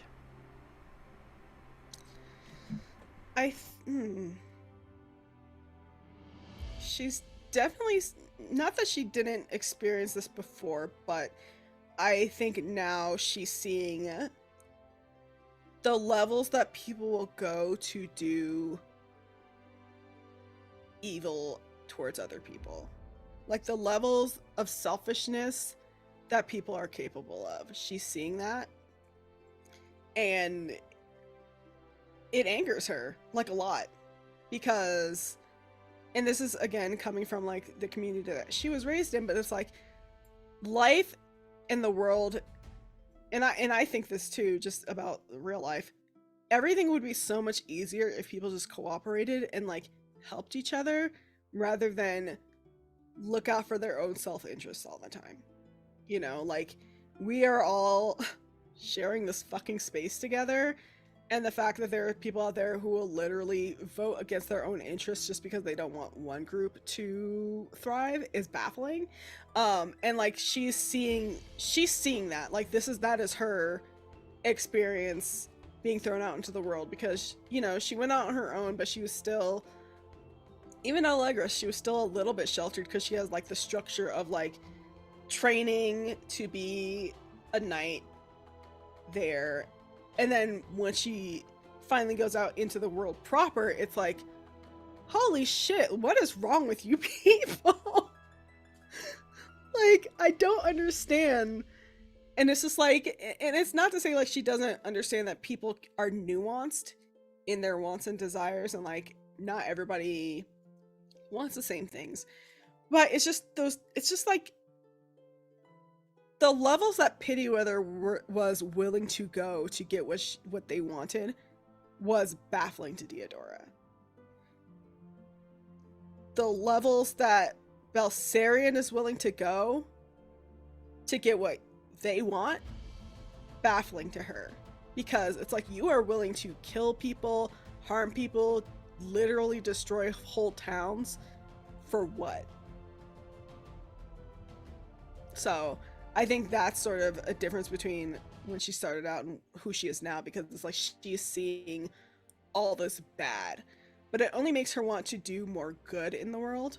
So I guess in a way it has its benefits, because it's just she's just gonna ruin people's plans out of spite. She's gonna become the pet peeves of everybody else in terms of that. She is going to become Scooby-Doo and the Mystery Machine. She's going to be that darn kid. Heck yes. Actually, speaking of pet peeves, does Diadora have any? And do you? This is another Patreon question that came in. Oh my god. First of all, I have so many. We don't even want to get into mine. It's so many.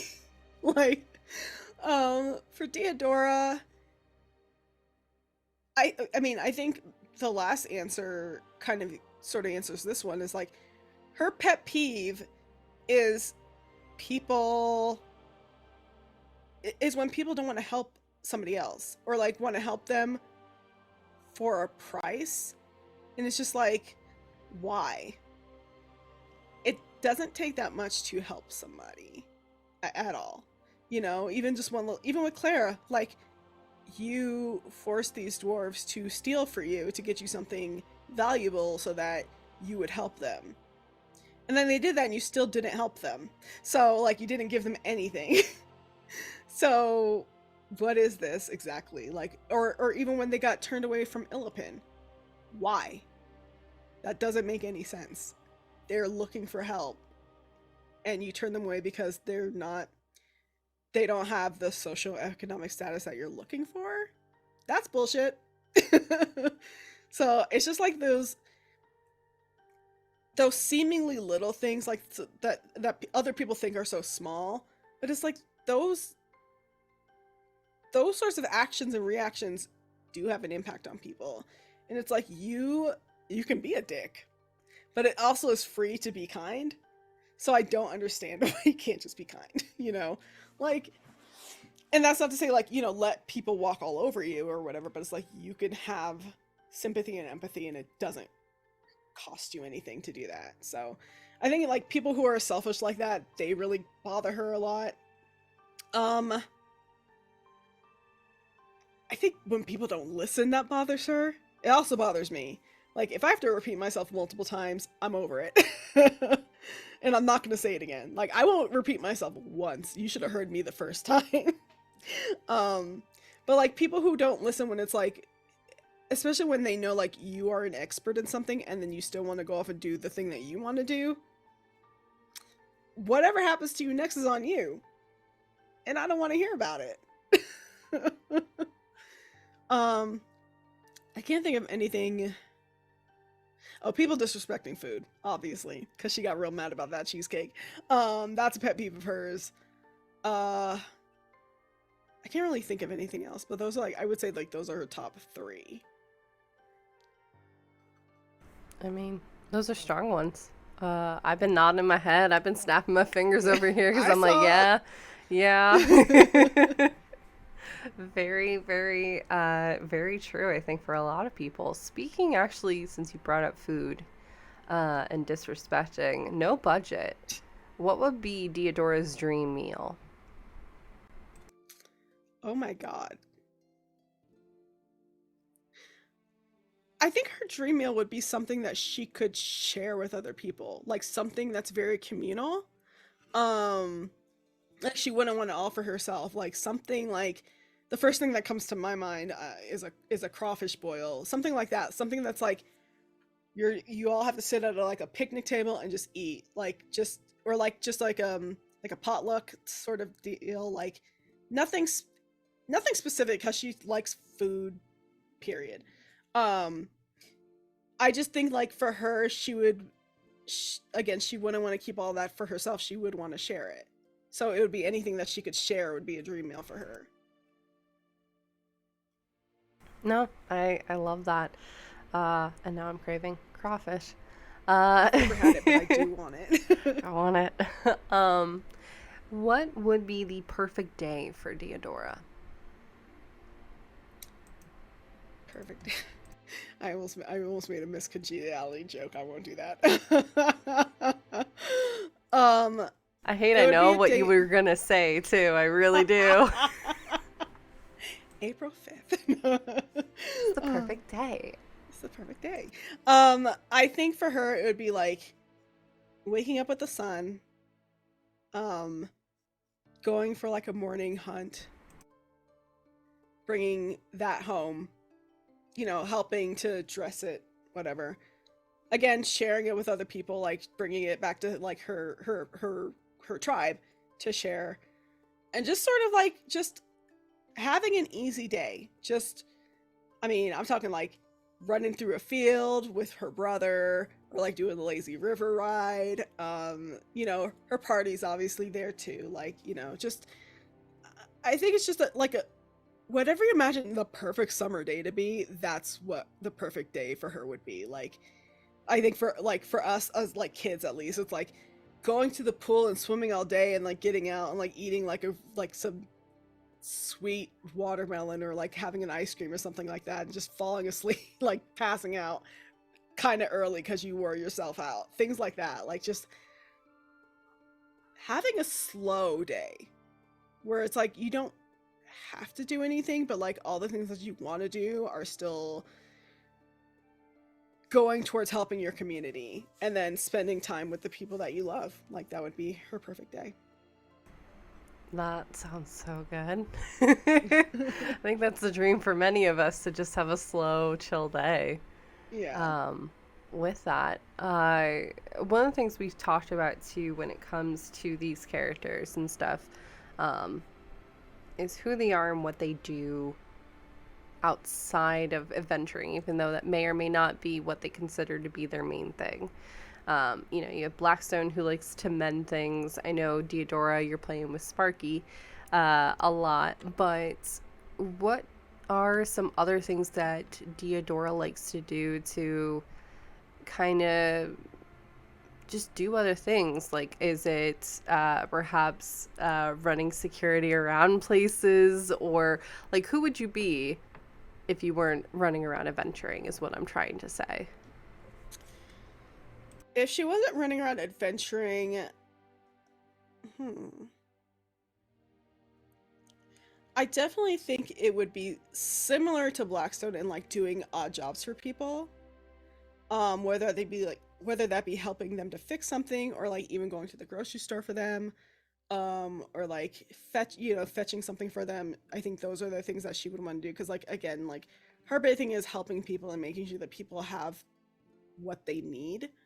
I think also, I mean, she is a cartographer. Like she can't read words, but she can read maps, and like she has a very good knowledge of like the land and landscapes and stuff like that. So she would maybe like apprentice at a cartographer's shop and help them, make maps.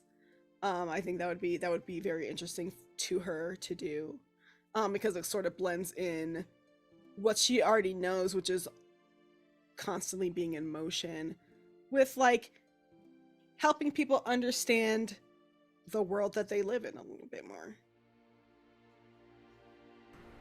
I love the idea that you don't necessarily need to know how to read in order to be able to plot the world, kind of thing. I think that's very interesting. I want to do more with the cartography stuff. I know we've also, with you and with Sin, we've talked about stars and stuff too, which I think would be an interesting way to kind of, charting and doing a study of the stars and doing cartography with that. I also just know you like that kind of stuff, so just throwing shit at you. But I like that idea of like, the image of on her days off, she's sketching the places that she has seen, or even just places from her home, and maybe that expands into her like having drawings all over wherever she lives, of home, and those being like her little windows into like aspects of her past as she's bringing them forward on this journey.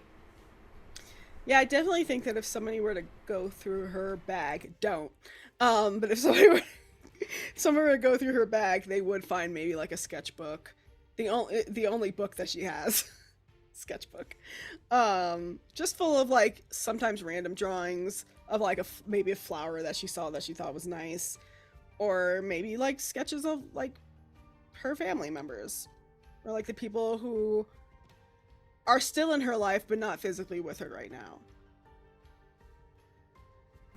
It's dangerous. I just gotta really, if we have more of a budget, this is for me, and also, hey, go back our Patreon so we can do this. What if we had like a little recap, but it's Diadora's drawings of the party, and it's either Blackstone or like Hal or somebody, like we can all take turns just saying like what happened. And it's like this little... That's cute. Who's drawing it though, because it ain't me? I know, I was thinking like we could, like, it was making me think of, well, that's a good question, is Diadora a good drawer or no? I feel like you kind of have to be if you're doing maps and shit, like, well, I mean, not necessarily, but I think like you could be a good cartographer without being a good person, like a portrait drawer kind of thing. So that's true. I think I would say she's pretty good at it. Like I want this for her, so I'm gonna say she's good at it. And again, you know what? This is an off of the fly decision. Didn't even think of this till today. I do think it's like it is a skill set that she has that maybe she doesn't often share. It's something that maybe she does in her downtime when she's like alone with her thoughts and stuff, and it's like not really something that she brings up, but not because she's ashamed of it, but because it's like she doesn't really talk about herself that much. She's not like trying to be like somebody who's like, well, I do this and look at me and look at what I did. You know, she's not that person. She's like, I doing this for me and not for anybody else. So, well, I think that fits too with the fact that art is a very personal thing. And again, we're only a couple weeks into this adventure, so who knows, we might see more of that coming into play. But now, like I said, now I need this, and if we get this in our budget, it's going to happen. I'm like picturing, like, honestly, we could have the in-depth drawings, or we could have like the little 5-year-old kind of squiggles where it's just like a circle that's blue and that's Cal, and that's just like moving around. That's Sparky's version. That's Sparky's version. Yeah, Sparky does have a set of crayons that he got from TGI Fridays. Yes. It's only 4 colors. Oh, but now we need coloring book pages. This is bad. I have too many ideas. Anyways, so this kind of feeds in with the last question of like, what else would Diadora be? If she was not a fighter, what other class do you think she would be? So you sent me these questions before, and I did. I'm changing these as I go. No, it's fine. This is one of the questions that like when I was looking through the list, kind of stumped me a bit, because I was like, Diadora is a fighter. Like, that's who she is. I think if she wasn't a fighter, she would be a completely different character not named Diadora. Like, I don't think that, like, I think the closest thing I can think of that would, like, still sort of be within her, like, wheelhouse would be, like, a ranger, maybe? Because she does have, like, that stuff with terrain and everything. But even then, it doesn't feel right to me for her. I think she would always just be like, I can't imagine any sort of, and maybe it's because I've been playing her for so long, I can't imagine any sort of iteration of her where she is not a fighter, because that's just like kind of in her nature, in her spirit, to be a fighter.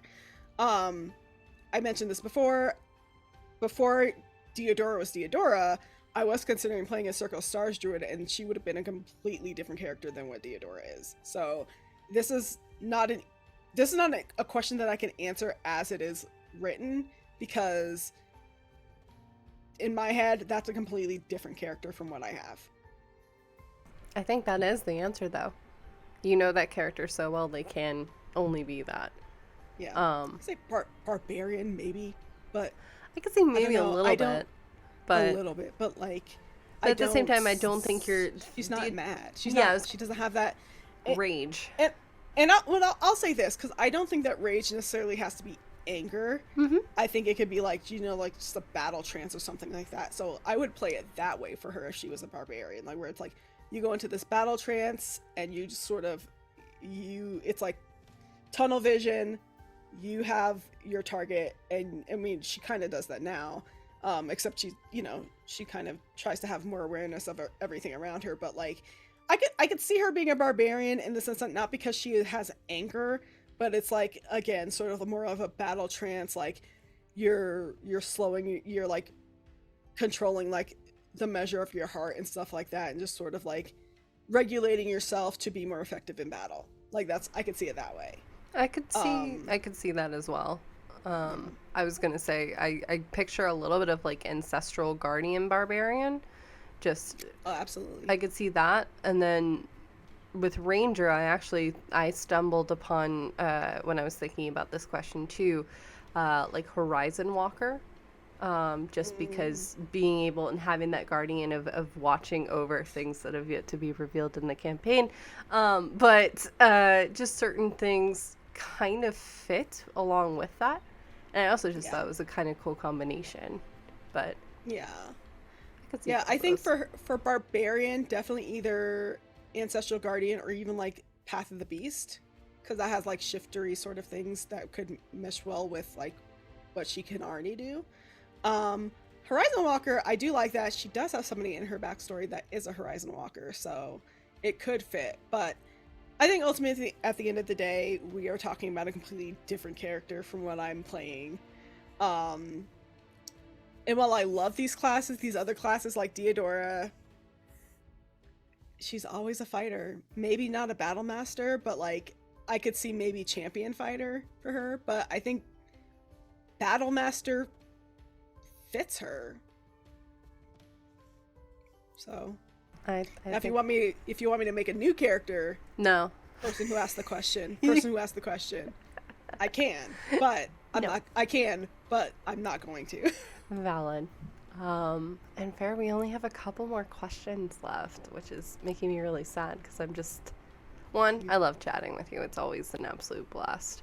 But two, Maybe I have some questions for you. So ask me questions, then I'll ask you a couple questions. Oh my goodness. Okay, so I have a couple left. I'm gonna go with this one because this one also came in from our Patreon. So Diadora has a lot of spirit points for her level. Do you view her as a spiritual character, or are there other sources for this? I definitely don't see her as spiritual in the sense that, like, well, I'll say this: her spirit points are because I rolled really well. That's the sort of added game mechanical explanation for that. I just roll well whenever we update our spirit points, and that's why she has so fucking many.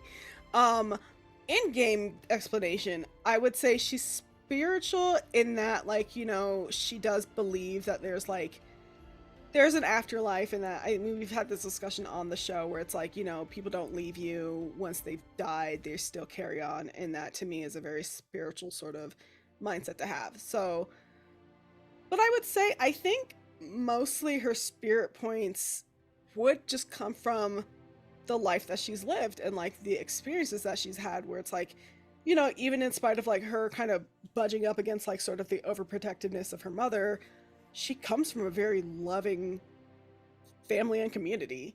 So, and that sort of bolstered her. Helping people also bolsters her. So I think like she gets a lot of her spirit points from that. Just like being sort of strong-willed, honestly. And like wanting to do the right thing as much as she possibly can, understanding that there are some situations that are out of your control. But I think that's where her spirit points mostly come from. It's just like this community that she's always had to support her. And also, I just roll really well on the D20. That's true. But I also think, too, it's been kind of interesting with the whole spirit mechanic, because again, we're kind of play testing this and building it as is, but it's been also interesting. Yes, there are some people that have been rolling very well and some that have not. To me, it kind of feels like, unfortunately, I love them very much, but oh boy, I've been concerned. I think it also is very representative to how Diadora is kind of aware of the world around her, not only on a physical level. You know, there's we've kind of briefly chatted about how like it relates with Avatar, not the blue people Avatar, but the actual Avatar that a lot of people like, with like, Last Airbender and not the James Cameron stereotypes. Yeah. Not indigenous stereotypes. Yeah, not that. We see you. No, not that. But how, like, you know, we have someone like Aang who is very connected with the spirit world, like you are, I think, and Diadora is, to Aurea, who this is part of their kind of vibe and they're learning about it, but they're not as connected yet. So it's been very interesting to see how the dice are telling the tale of that. Yeah. And that may or may not shift. And there's some stuff that's happening with spirit that, You may find out in the next couple episodes what are some of the other. And that's a teaser. That is a teaser right there. Hey, it's like I'm a DM, you know. It's like I have this whole thing plotted out. Also, I don't know why I went Brooklyn real quick. I'm gonna blame the fact I've been watching Yu-Gi-Oh. It's fine. Just emulating the worst character on that show. Not gonna lie, I'm sorry, side tangent for a hot second, but also if you're watching this, you're getting some tea. So I'm doing a home game on Mondays, and one of the characters has a familiar that's a little like gremlin, and so he wanted to have a conversation, and I just immediately went in, so hey, where's my payment, you gonna just pay me an exposure, or where's my food? And immediately and it's just stuck. So now every time he's like, so are we having some bacon sometime, or what are we doing, what am I doing here, kind of. I know it's after midnight, but you can just slide me a little bit of bacon. It'll be fine. Yeah, it's all good, don't worry about it. Look, she's nice, why are you not as nice as she is, kind of thing. So it's just, hi, welcome to ADHD Brain Goes Off. This is the last question I have for this moment, and then I will actually turn it over to you, because you mentioned you had some questions. But fair, what got you into TTRPGs, and do you find yourself gravitating towards specific ones or a certain theme? What got me into TTRPGs? I'm trying to think. Well, I think mostly I'd played TTRPGs before in the past, like once. And I thought that was interesting, but then we never sort of played anything again with that group. So it was like sort of a one-time thing, and then I moved on. What got me into TTRPGs like recently, because I actually haven't been playing them that long, is I had so many friends talk at me about a certain actual play show that I'm not going to name because it doesn't need any more exposure, and also pay me if you want the sponsorship, thank you. But like would talk at me about this in a way that was like, it's cute because you're passionate, but I don't know what the fuck you're talking about, so it's just like I would only have like mild interest, but then hearing about some of my friends, one friend in particular, they would talk to me about it in a way, and like talk to me about just D&D in general. And at some point I was just like, let me just play this game so I can know what the fuck y'all are talking about, like so I can see what the hype is about, really. And so they agreed to DM, and it was their first time DMing, my first time playing D&D ever. We did Ghost of Saltmarsh, and I just sort of fell in love with it because it's like, it's something that I was sort of already doing in written form, because I do a lot of writing RP, and so there's just sort of RP, but like you're acting it out with somebody else. So similar concept, and I don't know, there was just something so exciting and like, I mean, magical, but not like, yes, there's magic, but it was just something that's like, it sparked something in me. And I think one of those things was because, again, going back to like how creative people can be, and just seeing like what they bring to the table, that has always fascinated me. So it's just sort of this, like, I went in thinking I wasn't gonna like it, I'm just gonna play it this one time, and then I ended up fucking loving it. As for what I gravitate towards, I'm always open to learning a new system. Right now I mostly do D&D just because it's like, I know it, so it's easier for me to play it. But I mean, I love D&D. I love Vampire the Masquerade. I think it's like the mechanics are so different, but also, in my opinion, a little easier to understand than D&D can be sometimes. I'm learning Pathfinder. I'm currently in a Pathfinder campaign for a podcast. I still don't 100% get it. I think that's partially because we don't play that often. We like record once or twice a month. But I am enjoying it for what it is. Are you okay? I lost your captions for a moment, so I was like, wait. Oh, am I muted? You are good. No, it No. freaked out for a moment, so I was just making sure. So I apologize. So I was like, wait a minute, is it my That's okay. internet? And then you came back, like just as I was about to be like, yo, I lost your captions, and then it popped in. So apologies. Weird. But yeah, like I've been enjoying Pathfinder so far. I think I'm also like, it's been a little easier for me to kind of understand Pathfinder because I think I chose a class that wasn't fully formed. So, and I guess they're supposed to be making changes to it soon, so we'll see how it goes. I love all the things that come from Evil Hat, like Thirsty Sword Lesbians, Monster of the Week, Scum and Villainy. Love those games.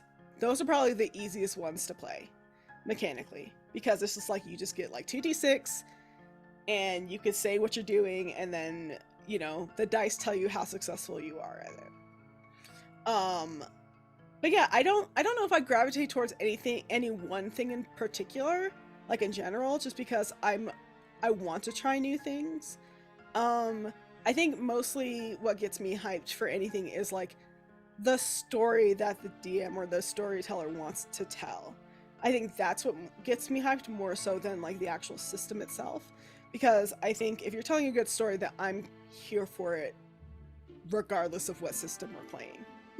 You know, I will learn a system, you know, and if I don't learn, like, I'll say like upfront, like, hey, I'm new at this, I might ask a lot of questions, but I'm mostly here for the story, like, at the end of the day. So that's why I wanted to do Ampistrano, because I was like, this is an interesting setting. What's up? So What, Yu-Gi-Oh? What? No. No, I already told you I completely missed that part on the application. I know. It makes me laugh. But I will say, as soon as I saw your name come out, I was like, yeah.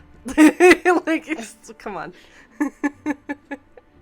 No, I think that's amazing. You mentioned you had some questions for me. Yeah, so this is nothing that I have written down, so this is literally questions that I'm coming up with right now. I love the rapid fire. Let's go for it. I'm here. Yeah. Okay. My first question is, like, you've mentioned that you did Ampistrano before the show. So, and you said that, I think you mentioned that we've pretty much caught up with where that game ended. So what, like, in comparison to those two games, like, what has surprised you about this new iteration of the game? Like, in terms of, like, character decisions or, like, the paths that we've taken, like, what has surprised you? Honestly, the whole thing, because where they actually started, to give some nods, it was, my first time DMing, first off, which is, like, for a campaign. I was like, this would be a one-shot. It turned into the whole campaign, which is fine. Them arriving in Vibran was where the campaign started. And part of the joke was because one of the players, Bill, was really, I love him so much, and he's such a good DM. But as a player, he is very similar to April with just chaos, but it's the fun kind of chaos of just like, let me just see what will happen. So he had immediately forgotten what everyone's name was, so we just said that they, you know, since he's been in a very tropical climate, probably was dealing with some kind of illness of some kind and was just coming out of it. They got to Vibran, and there wasn't an attack. There was a monster that may or may not pop up, so I'm not going to say what it was, that was trying to actually take Ophelia's and Hanover's older child. And that's where that started, and then it immediately led them running to Felk, and learning a bunch of stuff. Y'all are very thoughtful, and you search over everything. They were the rush in and will ask questions afterwards. Oh no, kind of thing.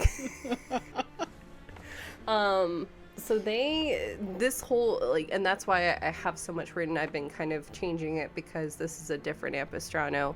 And I wanted to make sure, like, there were things that I learned throughout the process too, because again, first time DMing, you learn a lot of things really quickly.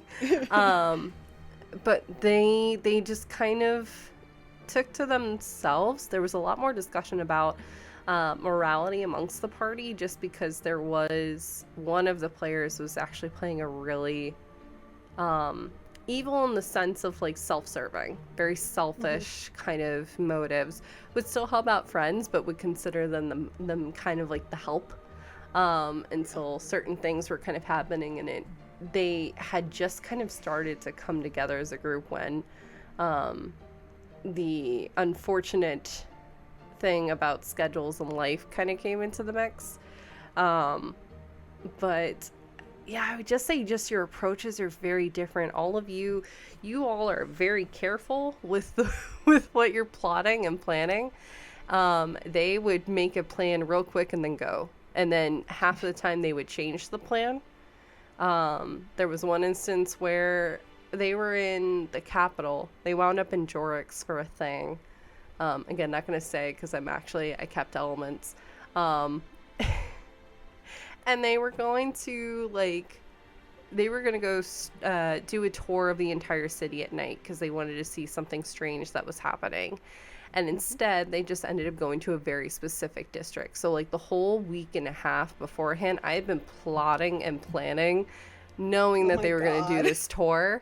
And then we got into the session, they're like, no, we're going to go to this district. And I was just like...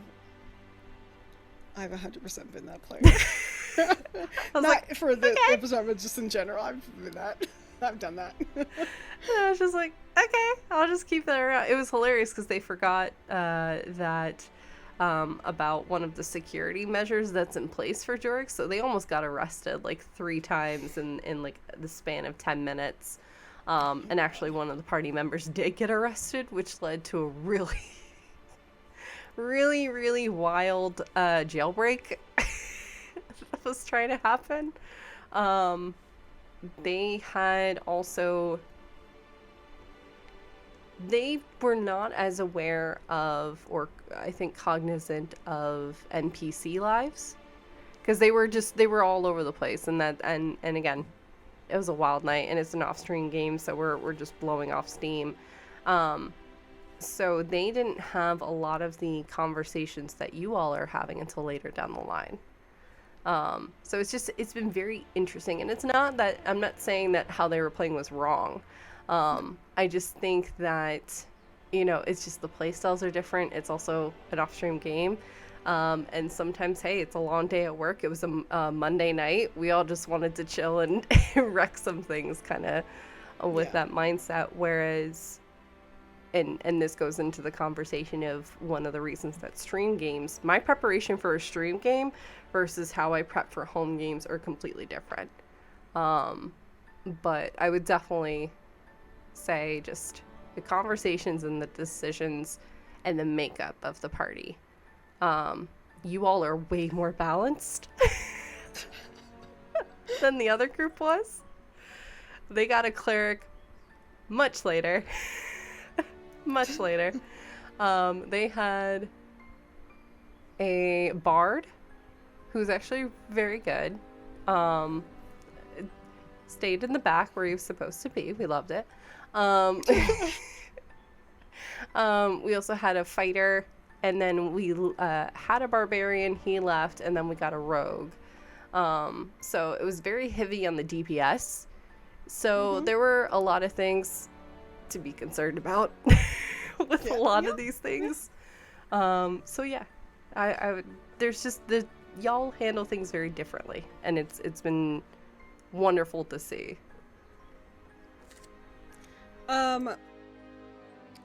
Are there any decisions that we've made that you were like unprepared for? The conversations of going back and forth about Pithy Weather versus Greenwich. And then y'all gonna be like, I'm gonna fight this. I was not prepared because it's one of those things, and it was a very teaching moment for me, and that's why I oftentimes ask her hey, what do you think happened? Because for me, things might be crystal clear because I have the whole picture. Mhm. And sometimes it's not always crystal clear to me what actually carries over. That's why I appreciate, God, I still can't believe Sim was able to recite the whole season 1 to Weldor, and things like that. Because just sometimes I worry that things are not transitioning over enough. But I was genuinely very concerned. I was like, either they're going to fight Gremlynnart right now, which, okay, be interesting. It's gonna probably be a little bit like the library fight, but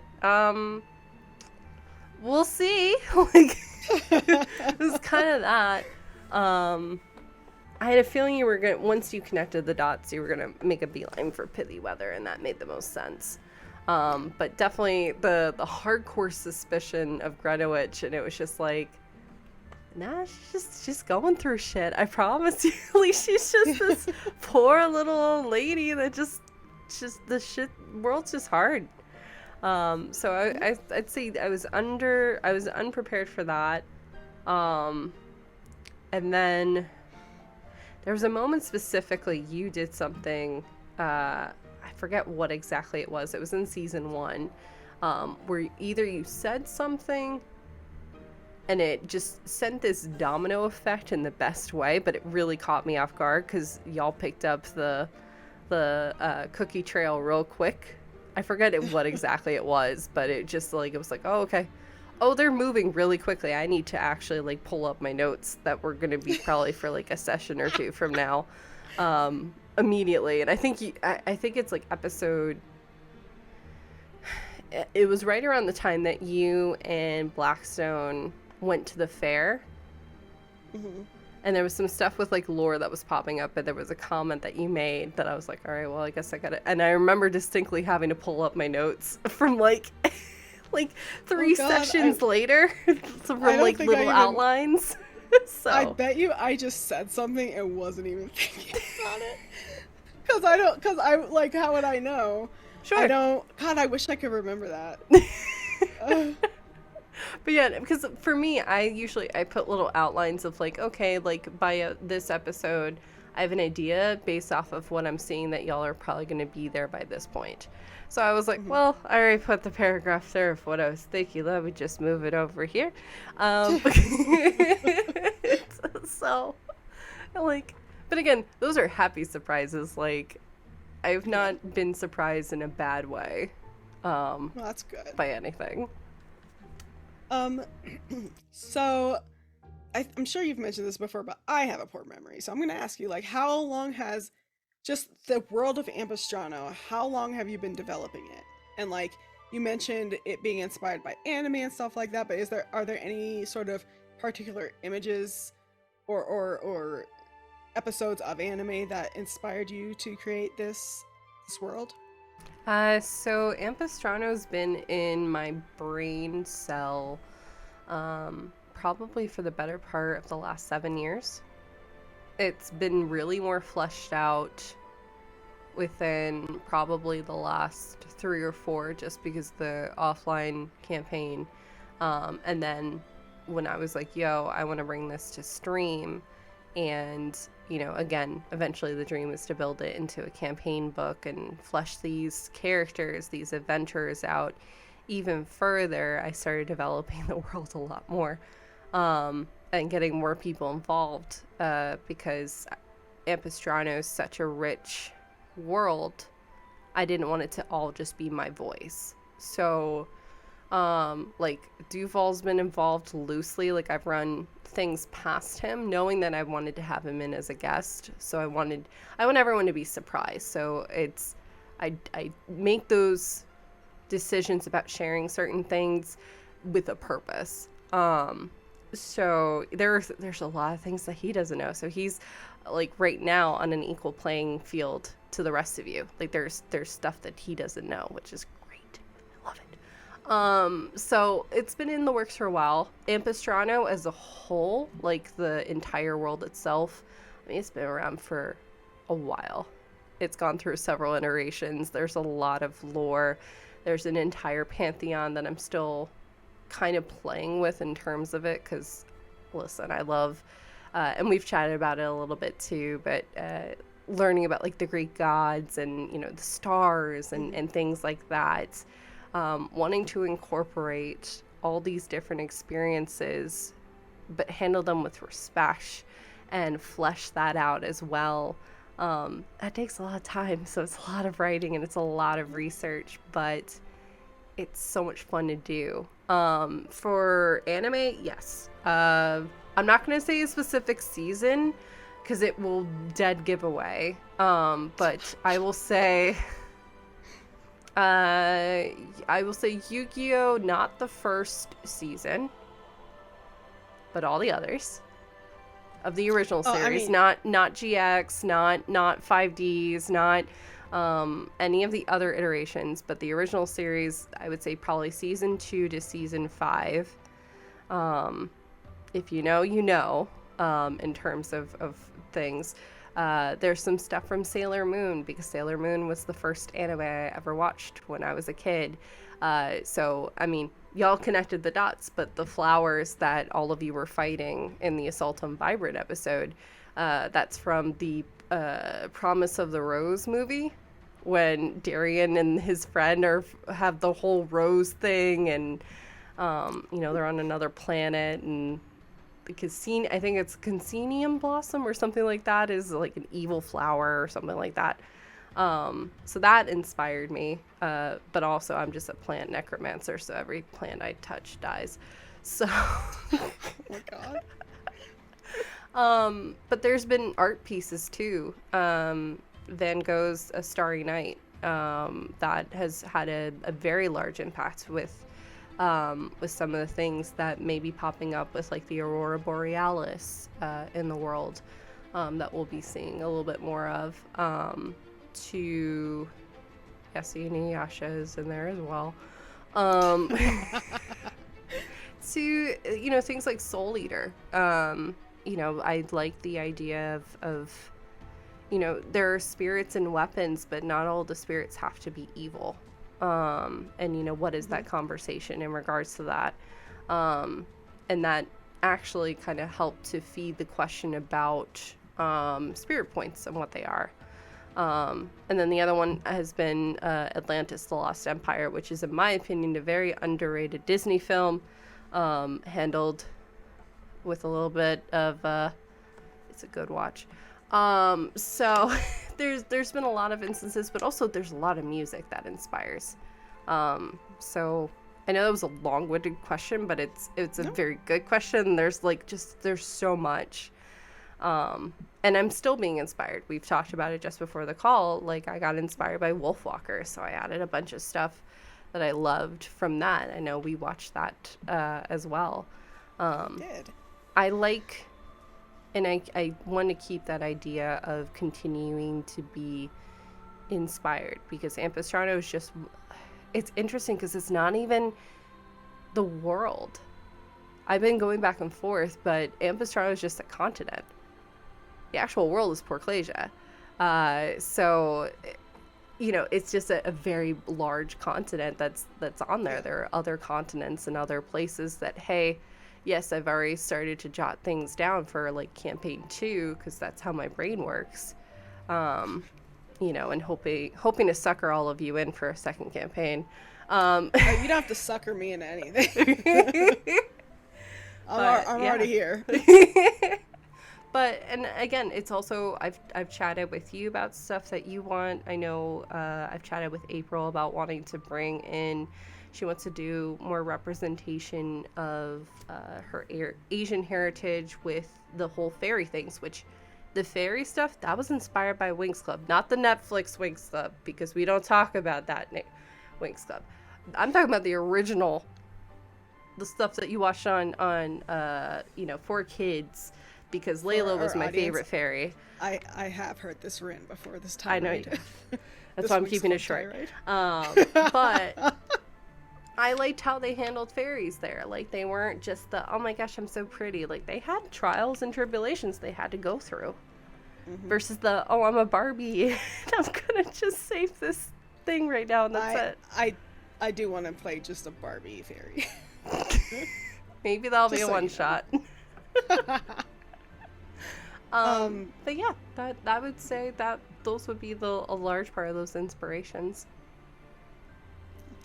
Okay, I think one more question. Actually two more questions. The first is, okay, so we know crystals have been a big thing in this campaign. What inspired you to bring that specific aspect into the game? And in this season will we learn more about them? So I'll answer the second question first. Yes, I think you will, especially with where you're potentially going next.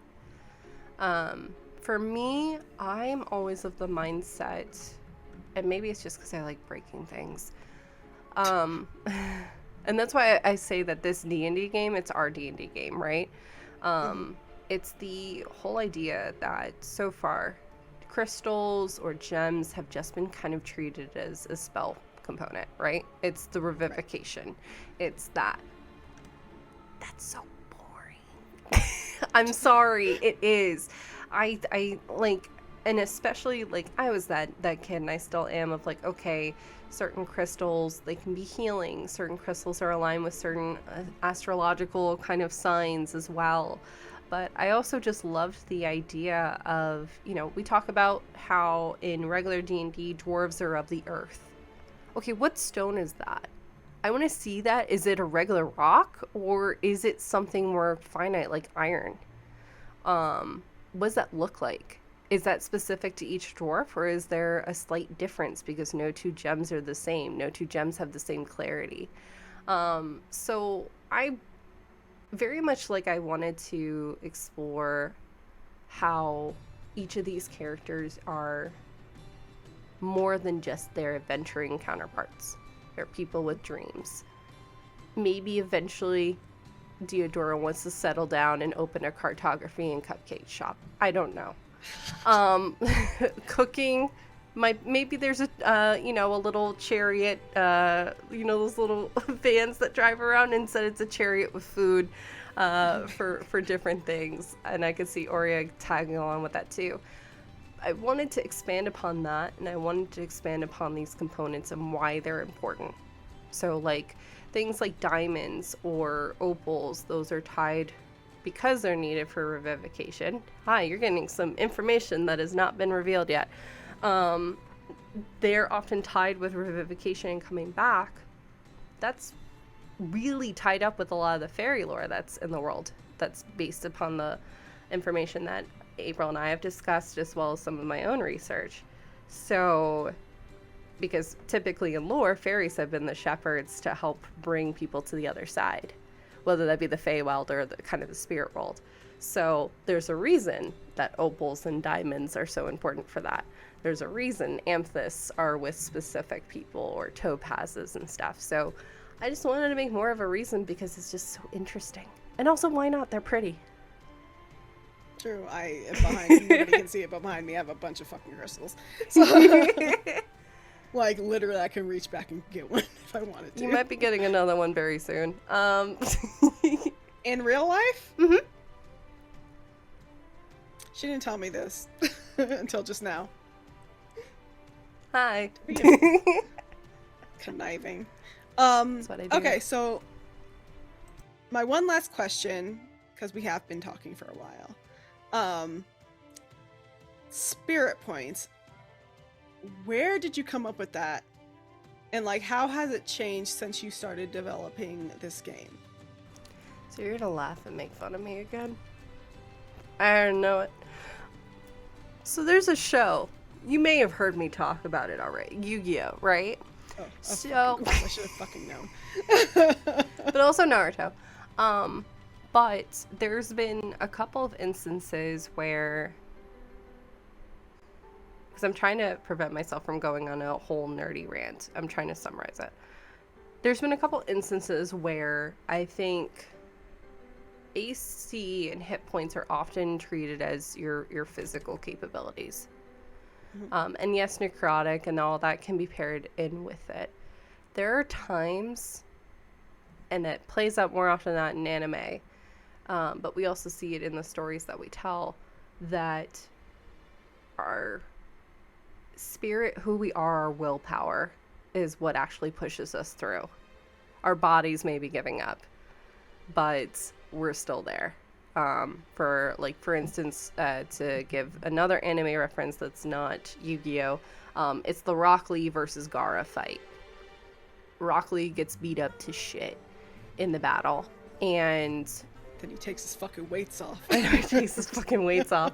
But even after that, there comes a point where, like, the teachers step in, and when they turn around, they realize he's unconscious, but he's standing. And who he is there. And so in my mind, that was like, he still has spirit points that are very low right now, but they're there. That's what's keeping him up right now. And again, it goes back to, I think hit points are oftentimes just treated so like, oh, okay, you lose 3 hit points. Take that. There's nothing else that comes with that. And spirit points, it's who you are.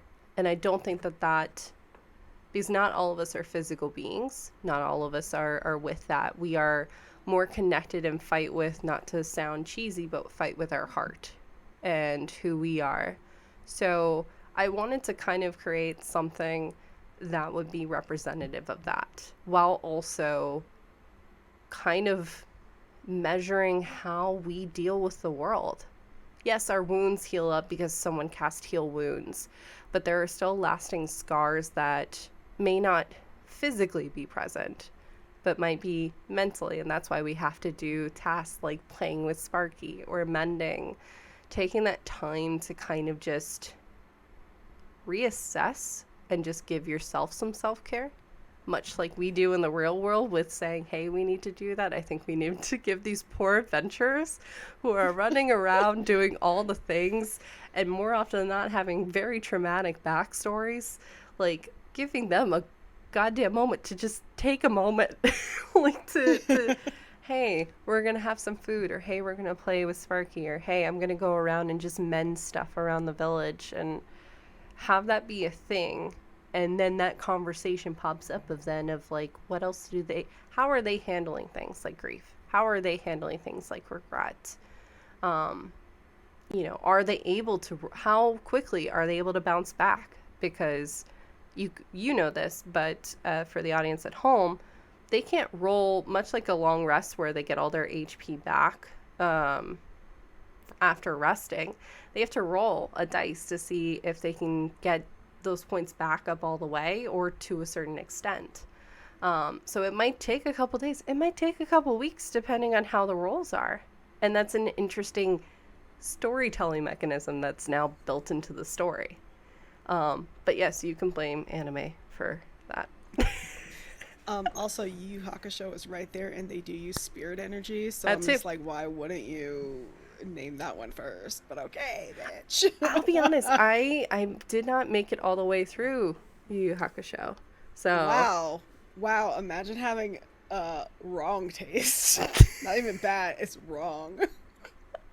It's not my fault. The last season is crap though, but come on, like, you have to at least make it through the chapter black arc, because that's fucking I'll fire. watch it. I'm not opposed to it. Neither. Since I've been rewatching stuff, I'm not opposed to My watching favorite it. anime. You said you're talking about Yu-Gi-Oh! Yu Yu Hakusho is right Listen. there, honey.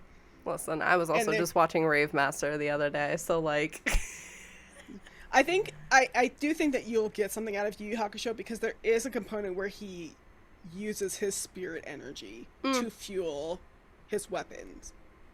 Like, his spirit energy is a weapon to use. So I think that you might get something out of that if you rewatch. But also, and you just kind of brought it up, it brings up the question too of how do you use that spirit?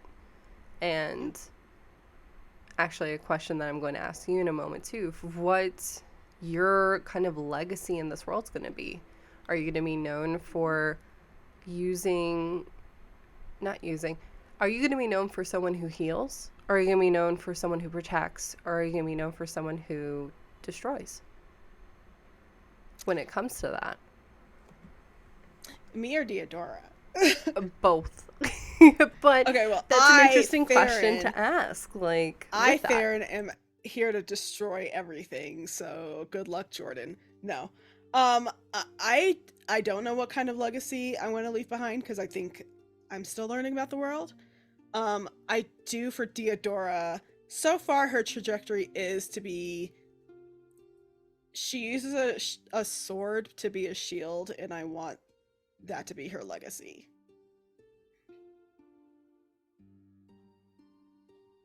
I can see that. As for me, my legacy is just here. I'm just here to ruin Jordan's day and bully her. So You could never ruin my day.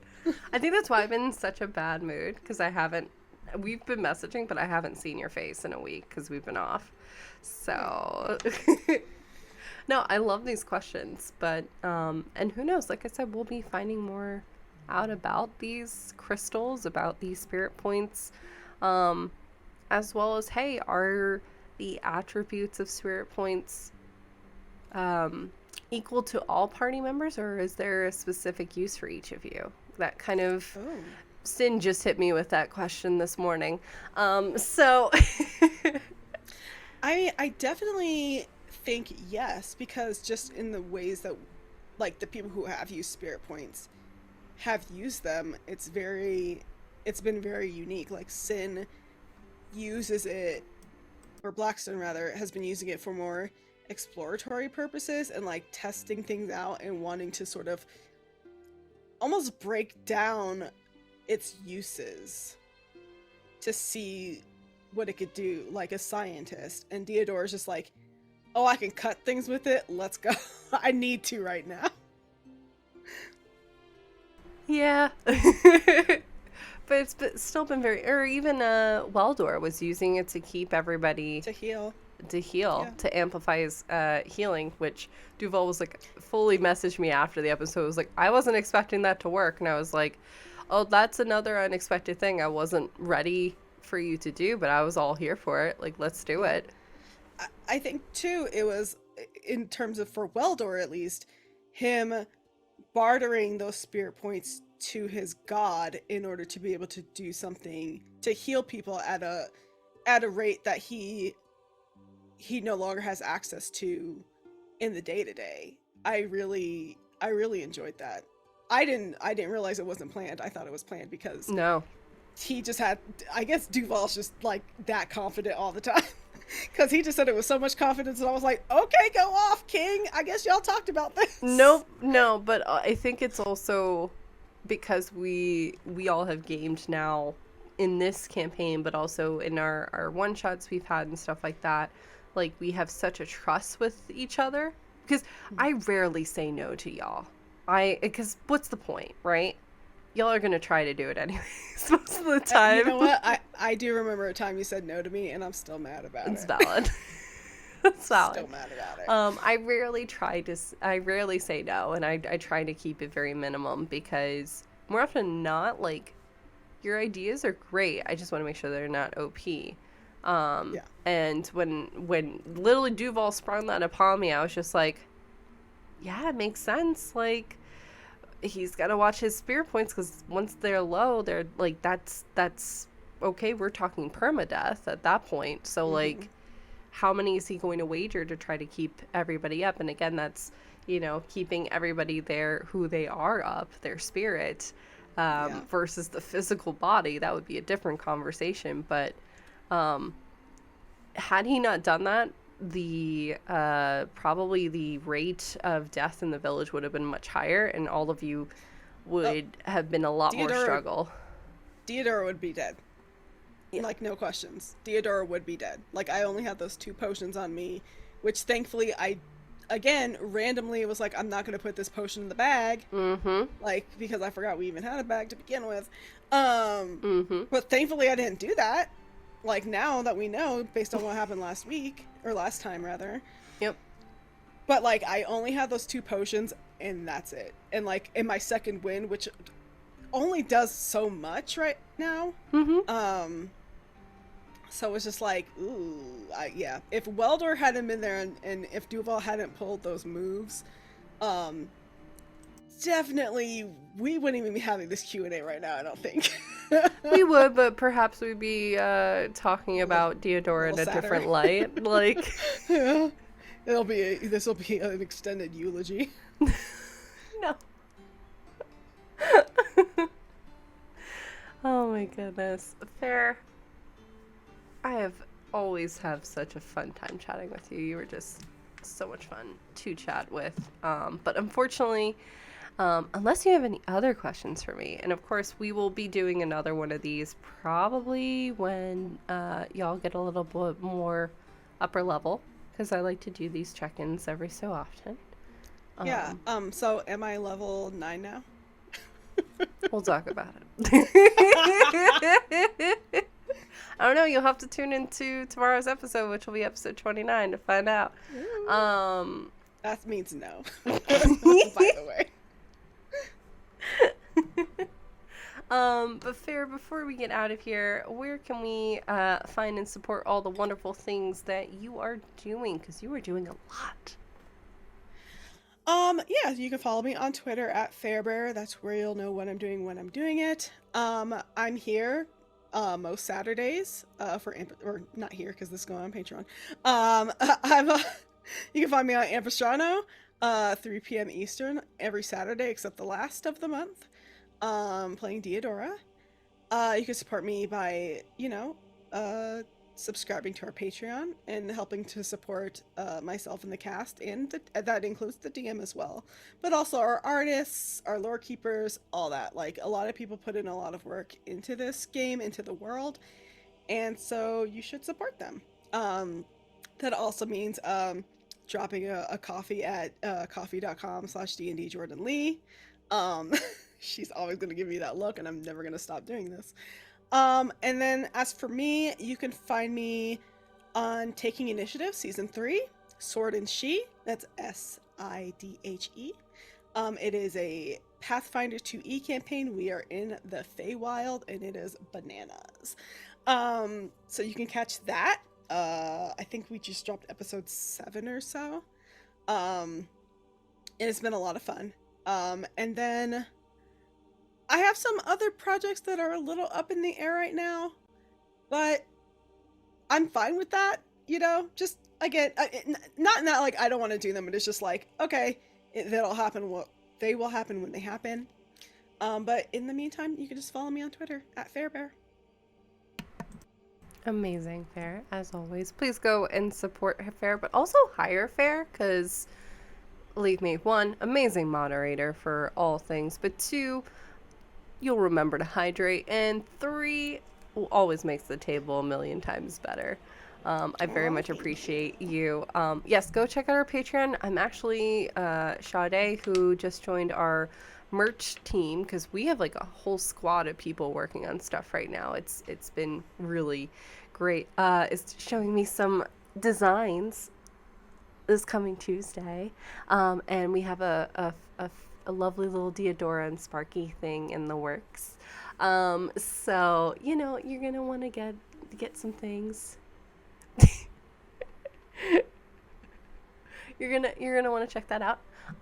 Also, y'all are hearing this first. June 24th, that Saturday, is gonna be our 1-year celebration, and it is going to be a massive one. We're gonna have giveaways. We're gonna have a ton of different things. There's gonna be some prizes happening. Who knows with where they're at? They might be in a fight, so you might want to come and support, because who knows what's gonna be happening in Ampistrano, because I don't, and usually until the Saturday when everything happens. So you're gonna want to tune in. Make sure you have that date checked marked. Also, make sure to go and subscribe to our YouTube. We put all of our Patreon stuff, as well as clips, highlights, as well as the episodes, and then some up on our YouTube. We're growing that out, as Twitter is continuing to burn down. So go check that out, and we're Ampistrano on all the socials, but go hire Fair, because yes. Fair, as always, thank you so much. Thank you. This has been a lot of fun. This has been a blast. And we'll see you all next time. Beyond the Veil. Bye, everybody.